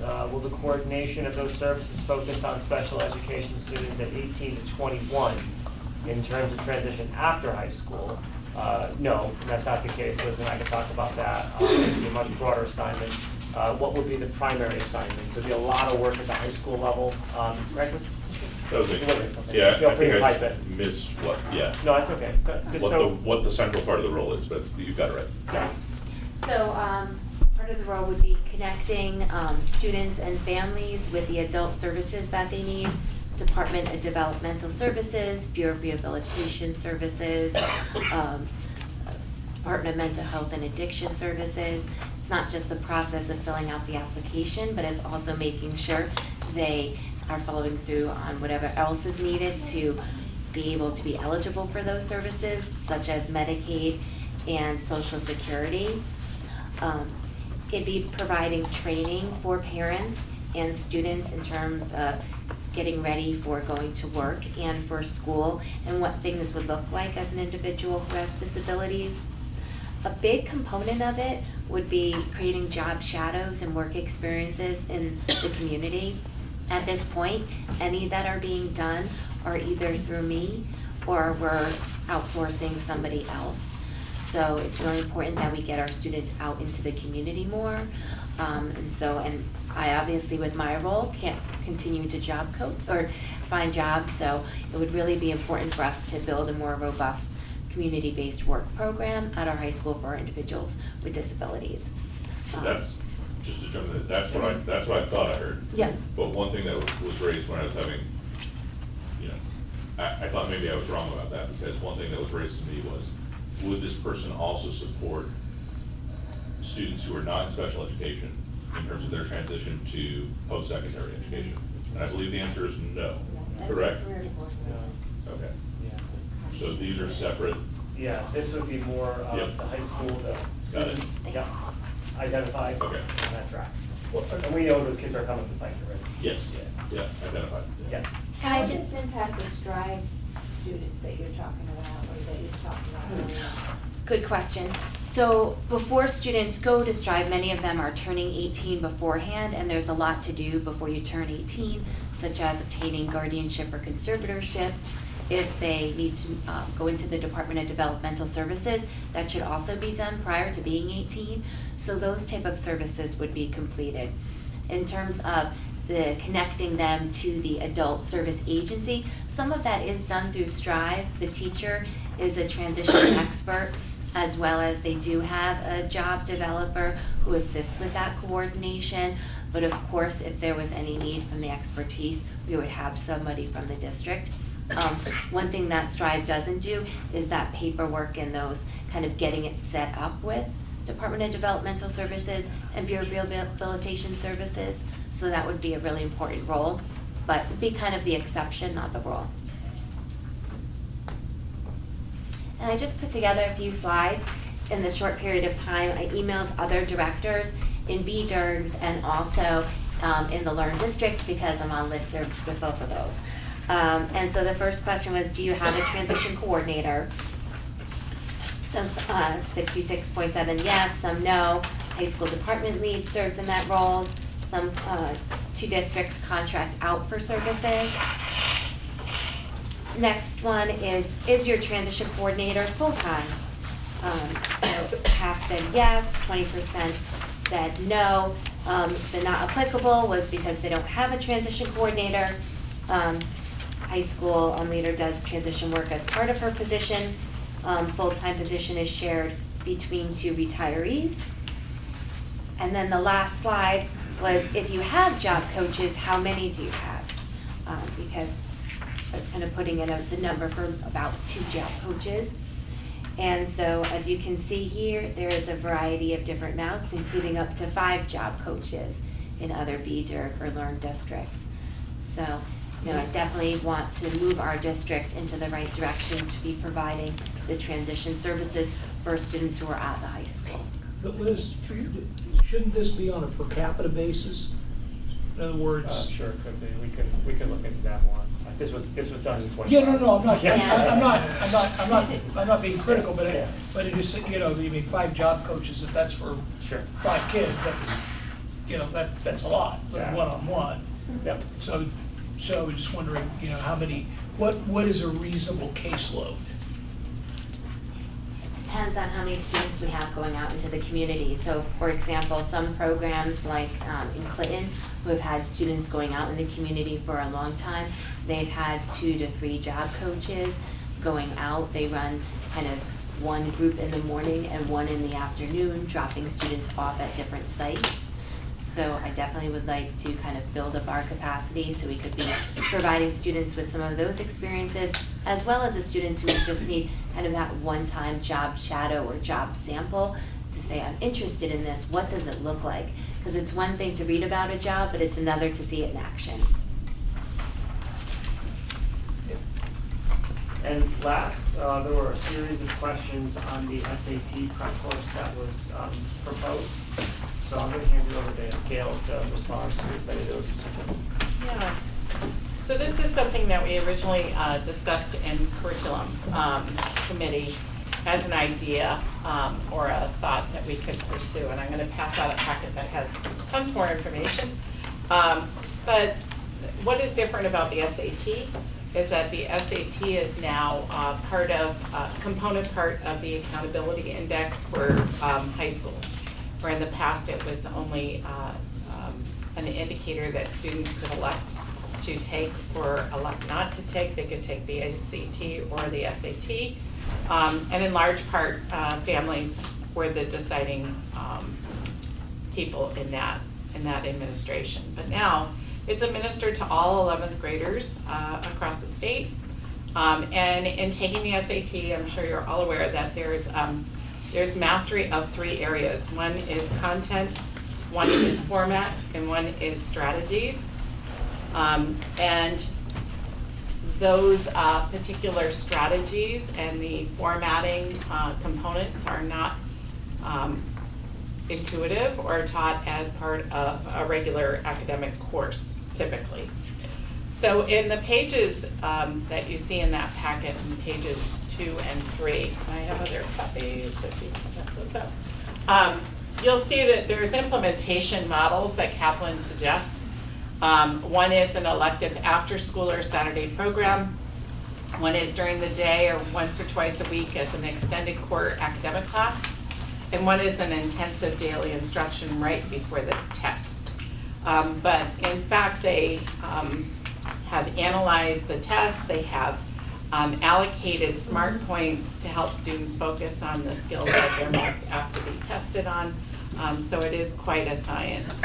When I looked into this, I asked Kaplan what school districts were offering this, and that's also included in your packet.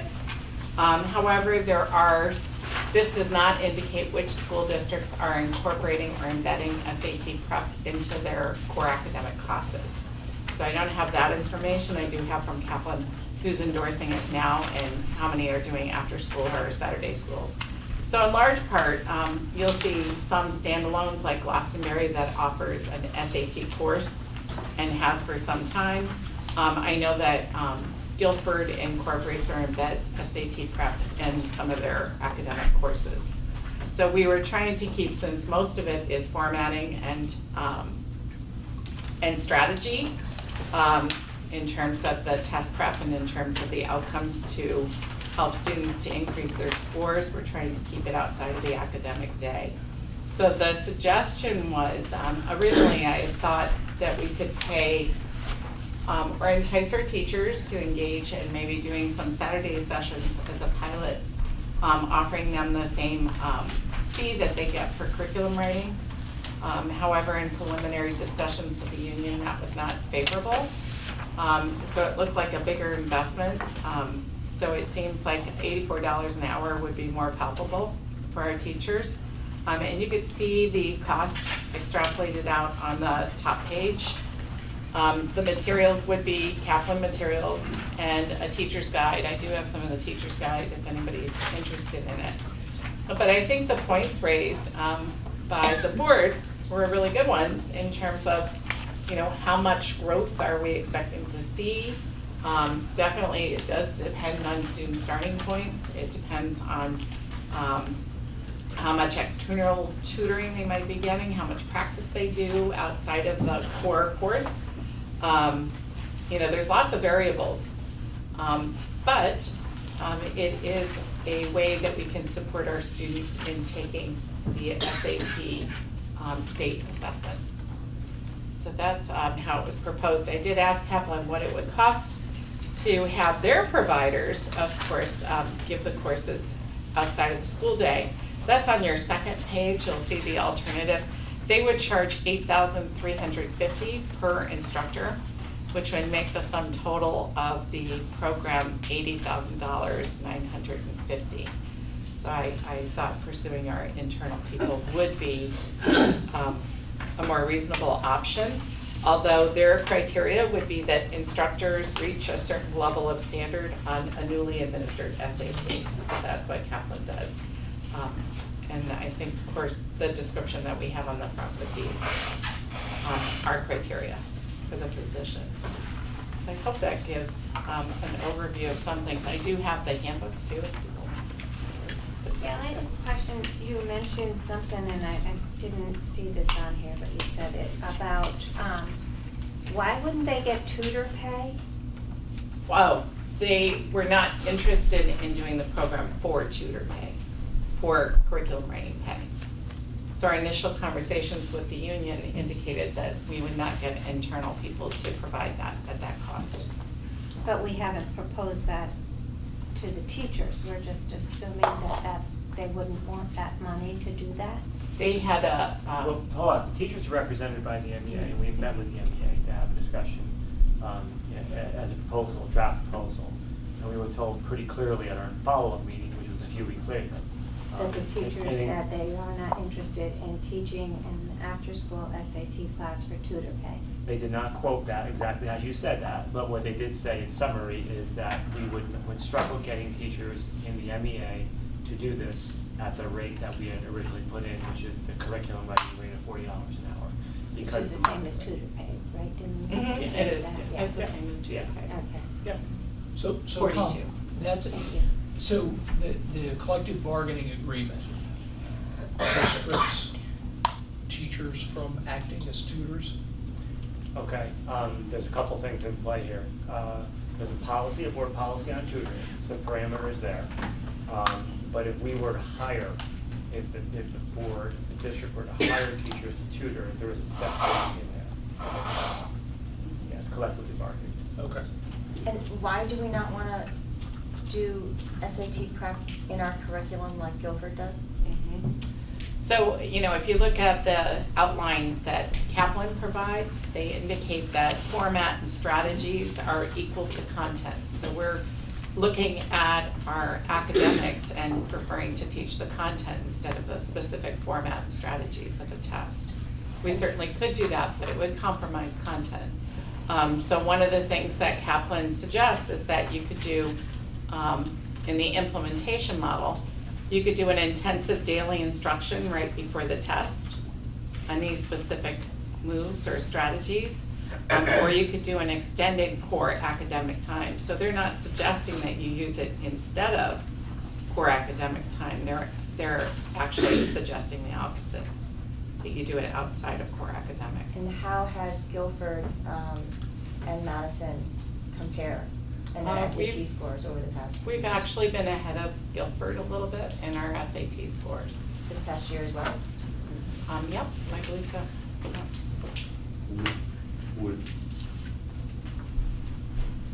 Would the negotiation that's been described, however you want to describe it, require ultimately a contract addendum? We would have an MOU? Yeah, we would have an MOU. Yeah. Have you had discussions yet about the precedent of that? We just talked very conceptually because whenever something's going to be proposed to the board, we want to get it.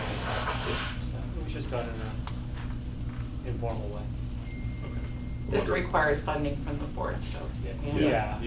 I just Yeah. want to be clear though, one thing that, I know you used the word, but just to be very clear on the record, we didn't negotiate. I know sorry. you didn't mean it that way, Sorry, it just yeah, came out. Yeah. I think the MOU adds another wrinkle to this that makes me at least somewhat interested in the second page. In the second page. Yeah. The outside. I think that it's worth considering. Oh, in contracting. The implications Yeah. of Well, what that would certainly mean not. versus, You mean this?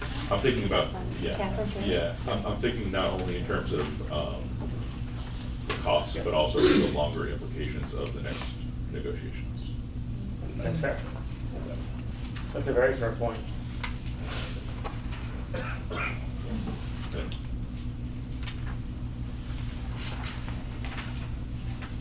If our SAT scores are pretty good and have been consistently so, why do we feel there's a need to do this?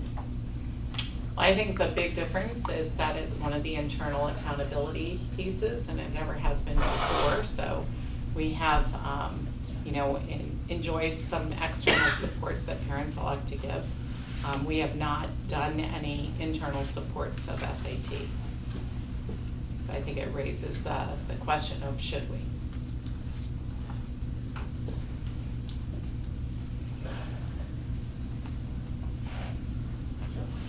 I think we made it through all the questions. And if there's no follow-up, I would like to excuse the administrators, if that's okay with everybody. Okay. You beneficially excused? Thank you. Thank you. Yes, William, that's you too. I'll talk to you at 4 in the morning. What's that? I'll talk to you at 4. 4, yeah, I've been up since 4, yep. Sure. Crying. No, it's okay. It's okay. Nothing else on the You're gonna be talking numbers, I'll stick around. So that's just a response to all the questions. If there's any other comments, any new questions that maybe we can answer for the board, maybe not right now, but come up with some more, let us know. All right, we have one more workshop scheduled for January 7th. And then We have a board meeting Yeah. after that, and then adoption, 21st. 21st. Thank you, Tim. I think budget books are in the. Budget books are here. Well, some of us actually picked them up. Budget books are in your mailbox, if you haven't gotten it. Do you have anything else? No, God, no. We're done. Hey, board member comments? All right. Board committees, curriculum and student development. Yes, curriculum committee met a week ago, Tuesday, December 10th. We covered 5 topics. First was about how many hits do we get on our website. So we did some Google, or I didn't, ALT did, some Google Analytics, and astonishingly, 24,000 Google hits a year, which I think is great. I didn't add it up, you added it up. I would not have wanted to replay like No, the right. Not even close. Off the order of magnitude. Got it. So I think there's, it seems to be a valuable resource. Gail should trademark it. Did you share the East line? Yes. Sorry. I did. We did. He's a friend of mine, so I can rib this. Imitation is a serious form of flattery. It is indeed. It is indeed. So that was interesting, and I think we'll only continue to grow. The second item was about our English language learner population.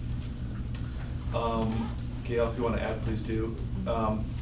We are devoting 0.5 FTEs to it at the moment. Half of an FTE. We have a 1 FTE employed in the district between all of the schools who services our entire population. But the population fluctuates and the level of language acquisition does as well. So we've had some students enter the district who have no English at all. So we've been able to kind of piecemeal a fractional hourly rate person to address that need. Yeah, and the languages range from Spanish to Chinese, so it's not just one. Many. And there was a time at 1.0 was more than enough. Right. How many did you say? How many students? 37, I believe, that we currently have. Yeah. And again, the levels of language acquisition kind of tell the stories on that. But we also experience about 10 kids that move in and out of district out of that 37, so it's not the same 37. The third item on the agenda was setting up a link to the NCAA core courses. We have typically 1 or 2 athletes every year who go on to Division I, and they are required by the NCAA to meet certain requirements. So there's a link to that website in our program of studies, which I think is a nice idea. The next item was an update on the report card. The letter was sent to the parents, I believe, or is in the process of being sent. Process. So there's some extensive work done on the report card with a lot of parental feedback. I don't, do we have exhibits, so that would be next time? I do not. I think I shared them last year. But Last year, I right. didn't Okay. share them All right. And I'll probably be loading the website with a few suggestions from the people as well. And finally, there's another portrait of a graduate workshop. I believe Yes. that's tomorrow. Thursday Oh, morning. no, Thursday morning. Thursday morning, 8 o'clock, in this room, if anybody's interested. Love to have Did you say you. that portrait of graduate? Portrait of a graduate.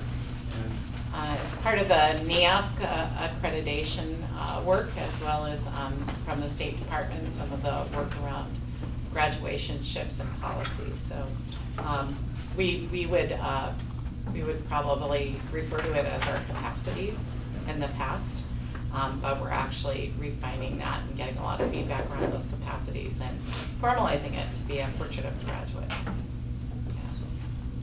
And that is the end of the report. Thank you. Communications? Facilities? Facilities met this evening. On our agenda, we had 2 items. One was to get an update since the last meeting of the Facilities Committee in October, and the other was to review work done prior to any referendum. Bill gave us an update, and we had Chuck Warrington from Colliers on the phone. But on the first one, Bill shared with us a update with a construction project and cost assessment for Brown Intermediate School. We have copies available for the board. In short, when we're taking a look at the scope of the project, Bill took us through with input from Tom, and based on looking at the scopes of what was absolutely necessary and needed to do for the construction project, that the project would come under the $6.8 million price tag as outlined in the recommendation from the board back in September 2019. Can I add to that, Tom? Please. So if you recall back in the fall, the Facilities Committee had worked through, the tri-board work took the baton, and we looked at Brown being converted from intermediate school ultimately to a K-5 school if the referendum were to pass. Bill was really uncomfortable with putting any kind of specificity on the projects and the numbers until we issued an RFP and got an architectural firm to come in and stamp that. And through that process, DRA was awarded the bid, and they came up with 5 different projects, which Tom alluded to. A couple are must-dos, and 3 we would recommend to go forward that would fall under that number. 2 additional projects we would not include. It would take us above the number that we budgeted, but we also don't see them as essential to converting the school to a K-6. So we can do that successful conversion if we were to come to pass and be under that number. I just want to make sure folks know there were 2 other projects that we wouldn't include, but they were not considered essential. As I mentioned, we had Chuck from Colliers addressing the specific question about what would be needed, at least from his perspective, in terms of various dates for a potential referendum, either for this May or if we were to look at a referendum for early in the fall. So we went through what the various variables were for that. And finally, Bill and Tom actually shared with us a report, Enrollment Projections, dated this month, prepared by Director Arthur Wagman. I guess I would summarize to say that they updated their enrollment projections from last year, and they actually modified some of the projections to say that they thought there would be an earlier leveling off of the enrollment declines that we've been seeing up till now, and that there would also be a little bit of an earlier stage of modest enrollment growth. I have a report here that the board can look at. Yeah, but the last couple of years, the birth rates have come, I don't want to say they're spiking, but 2 years in a row now, we went from, I think, 85 to 115, something like that, which, you know, is a healthier number. And as Gus Horvath, one of my all-time favorites in town, says, another year is a pattern, and we have to keep an eye on this, Mr. Superintendent, so we'll see. Well, within the budget request, there's an increase of, what is it, 2.2 full-time employees based on student enrollment? Yeah, I think there's a section at Ryerson, I have to look at it actually, remember in the budget book, but yeah. Yeah, because you mentioned that the kindergarten population was larger than at expected. Yeah. It was like 160 or something? Yeah, but the issue really was for us, it was the first time we moved the line in town, and we had to reallocate a kindergarten from Jeffrey and move it to Ryerson to make equitable class size numbers.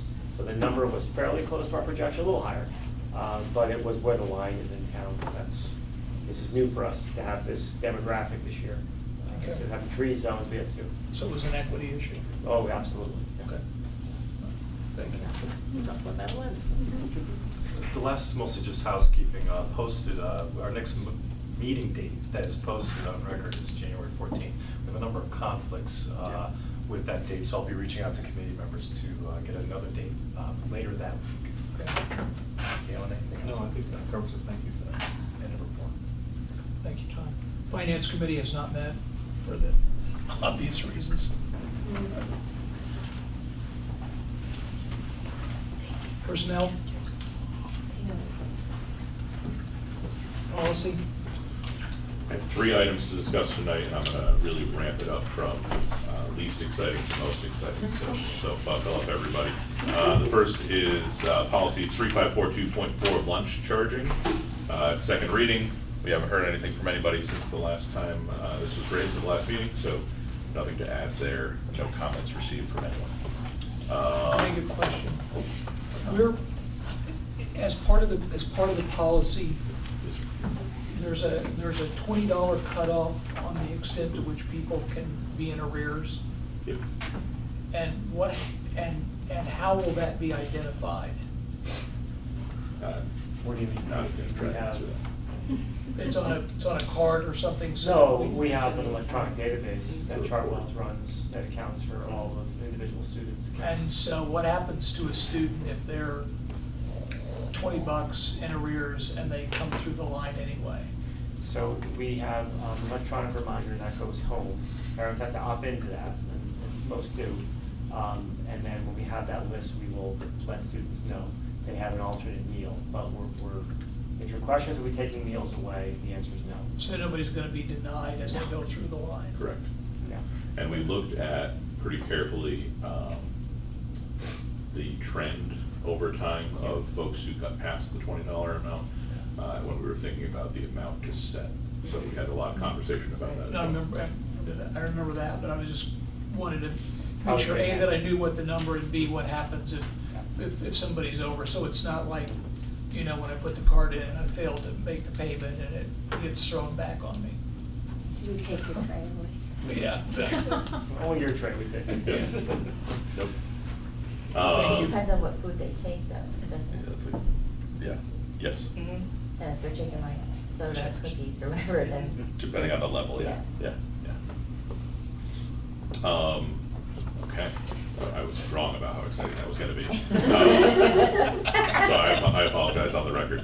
Policy 5120.9, homeless students. We do have one correction to that policy or adjustment to the policy. So if you look at the very last line which is line 20 and 21 in the policy, we were confused as to what it meant. So Wendy and I went back and forth a couple times. It previously read,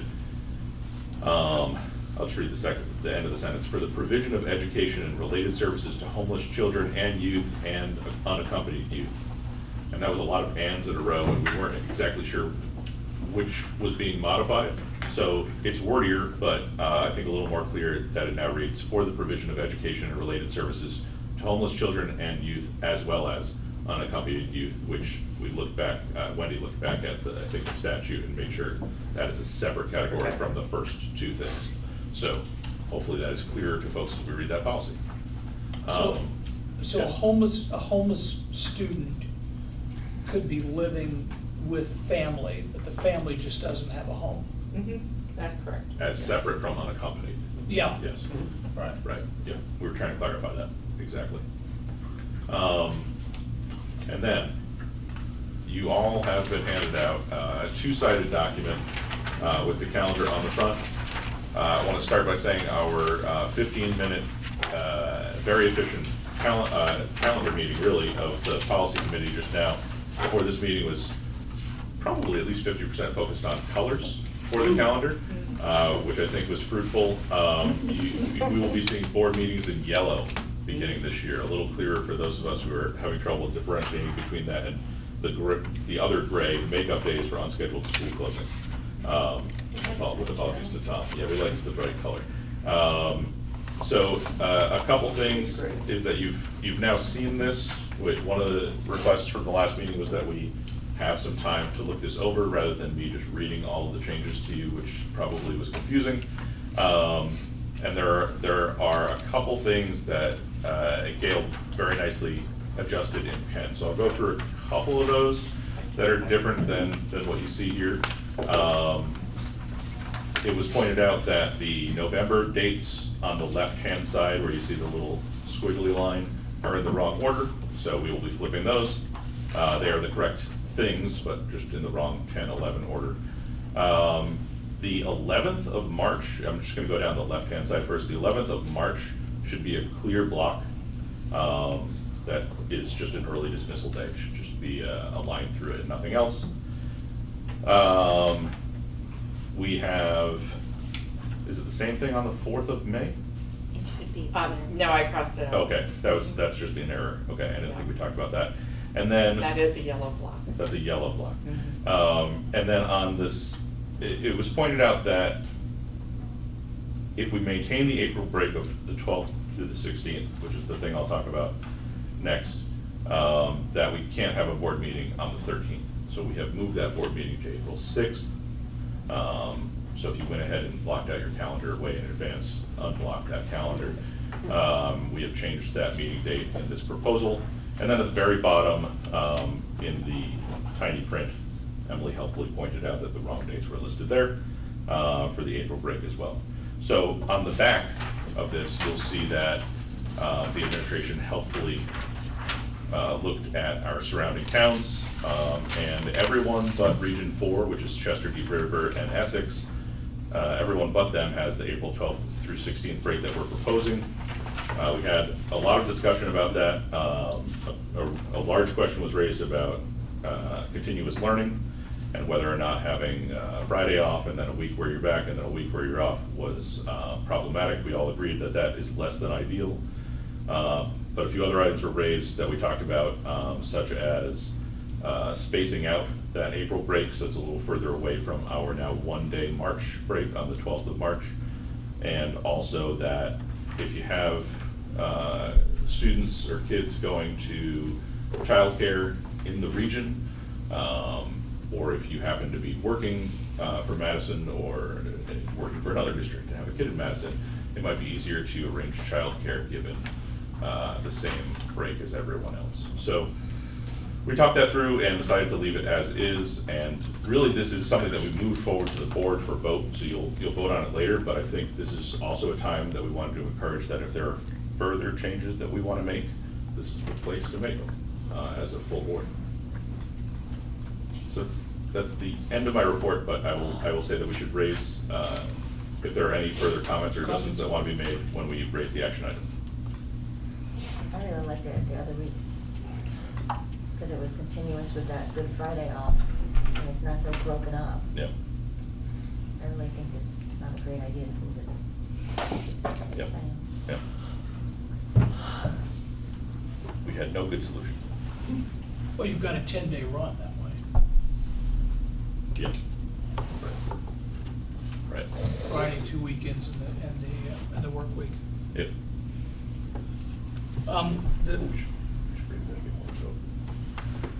Any other comments? CIP committee met. Stacy took us through the CIP process and gave us some the numbers that are currently in front of the town. And obviously, we're all familiar with our own. So it's the $84,937,000 that relates to new construction and the conversion of Brown to a K-5, and the work at Polson for mechanicals, heating, air conditioning, and modifications of the existing auditorium. Got $14 million in for the academy, and then there is an additional from the Board of Ed that will wind up having to go into bonded, probably wind up having to be bonded. We've got $13 million over the 5 years, and the first 2 years the ask is about $1.5 million, so that can probably be handled on a pay-as-you-go basis.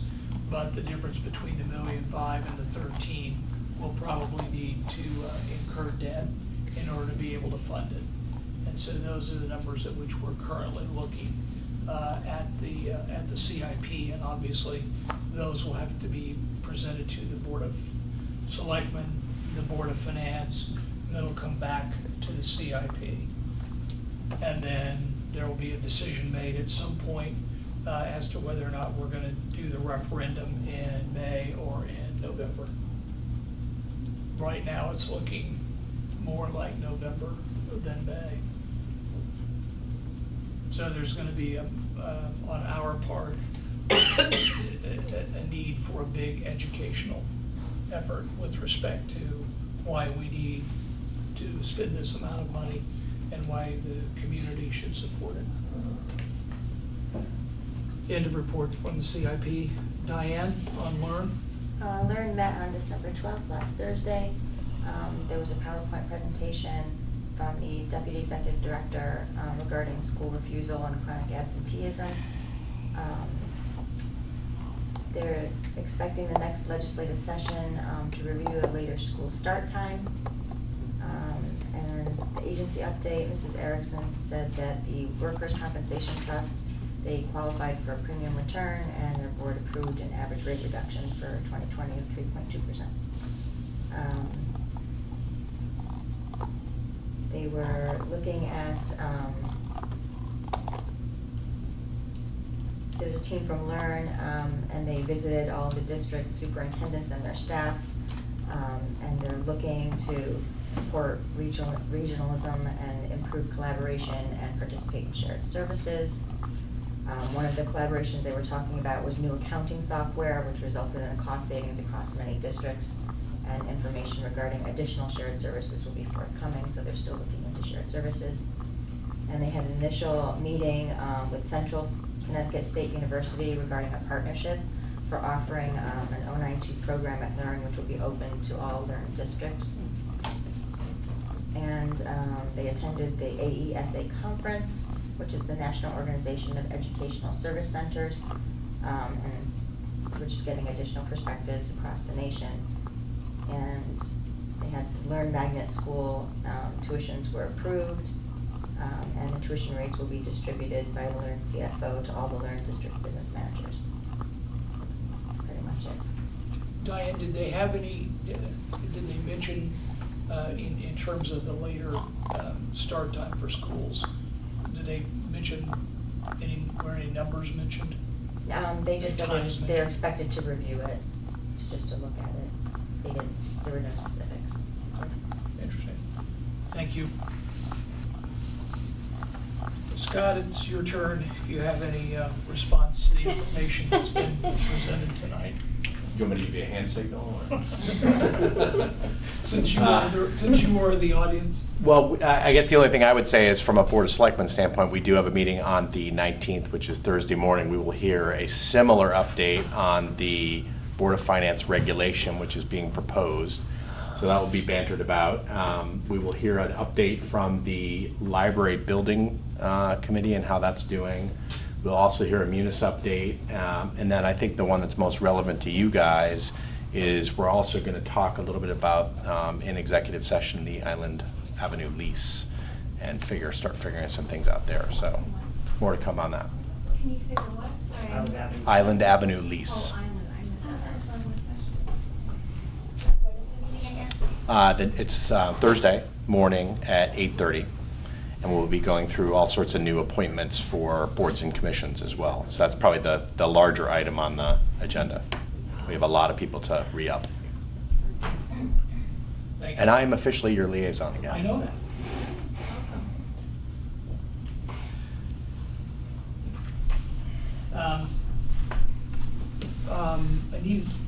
Would like to entertain a motion to approve the minutes of the December 3rd Board of Education meeting.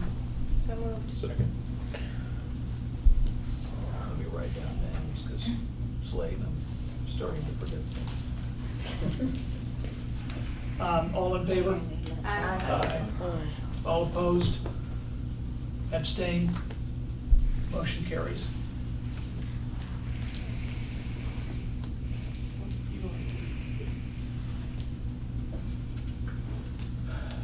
I would like to entertain a motion to adopt. You want to vote on this tonight? The school calendar? We're imminent voting on this tonight, yeah. Okay. I'd like to entertain a motion to adopt the 2020-2021 school calendar as discussed previously. So moved. Second. The only one.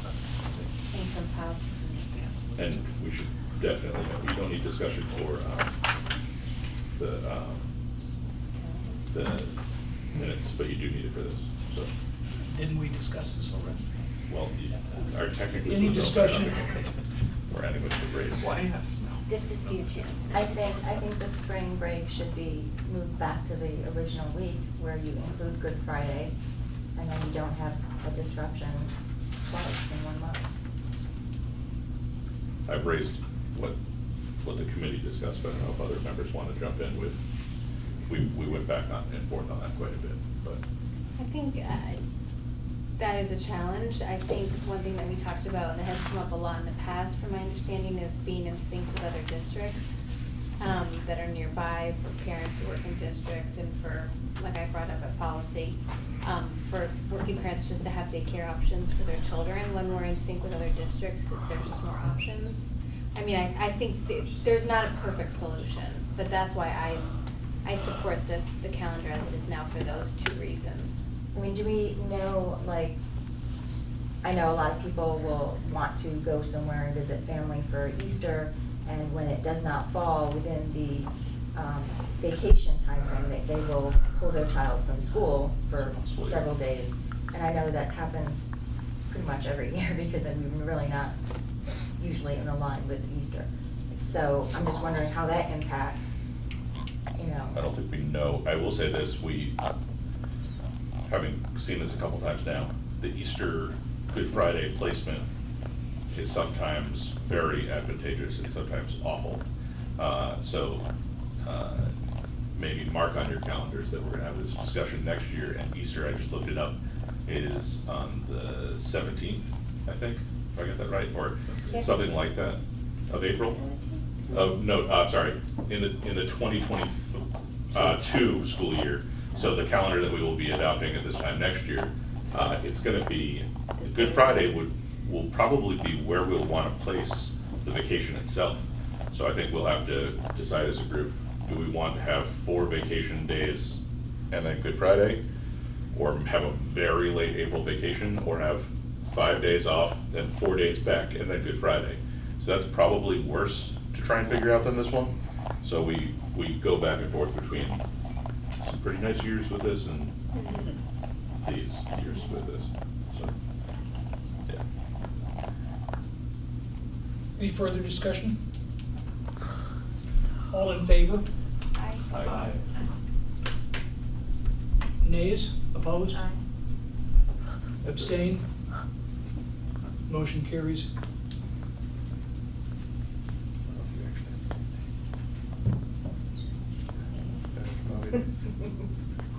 I need a motion to approve the disposal of used books. So moved.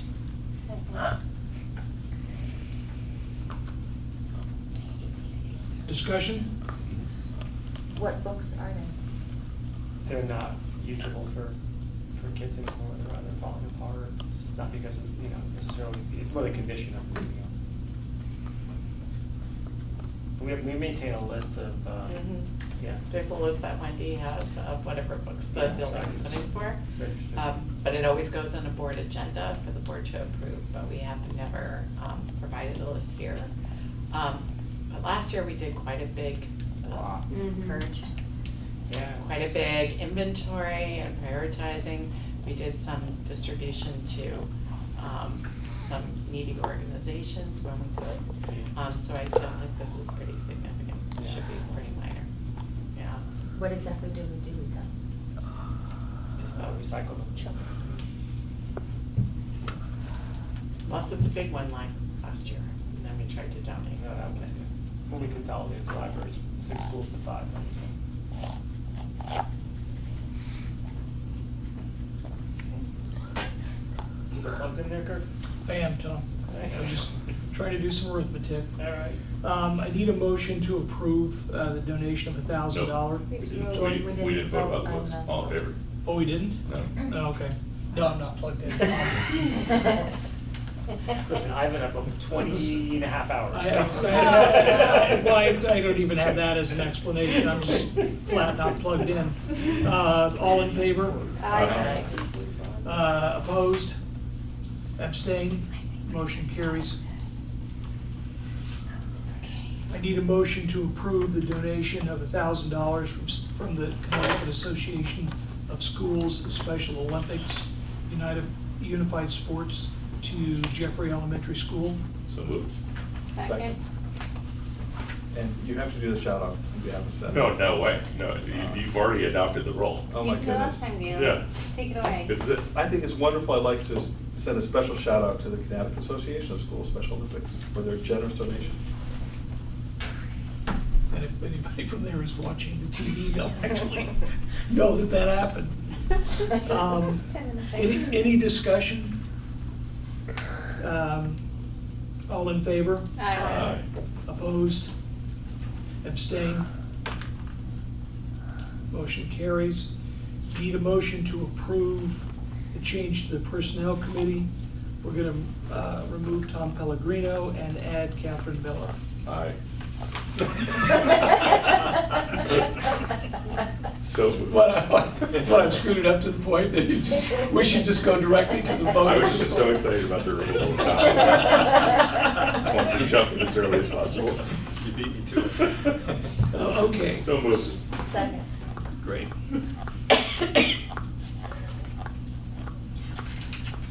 Discussion? This, I think I can all, this is just to make a little balanced amongst the membership here and do a much better job of personnel.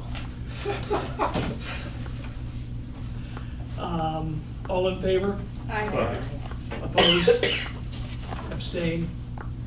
Motion carries. Any old business? Future agenda items are contained in the packet, as are the meetings and dates of importance. I'd like to entertain a motion to adjourn. So moved. Second. We stand adjourned.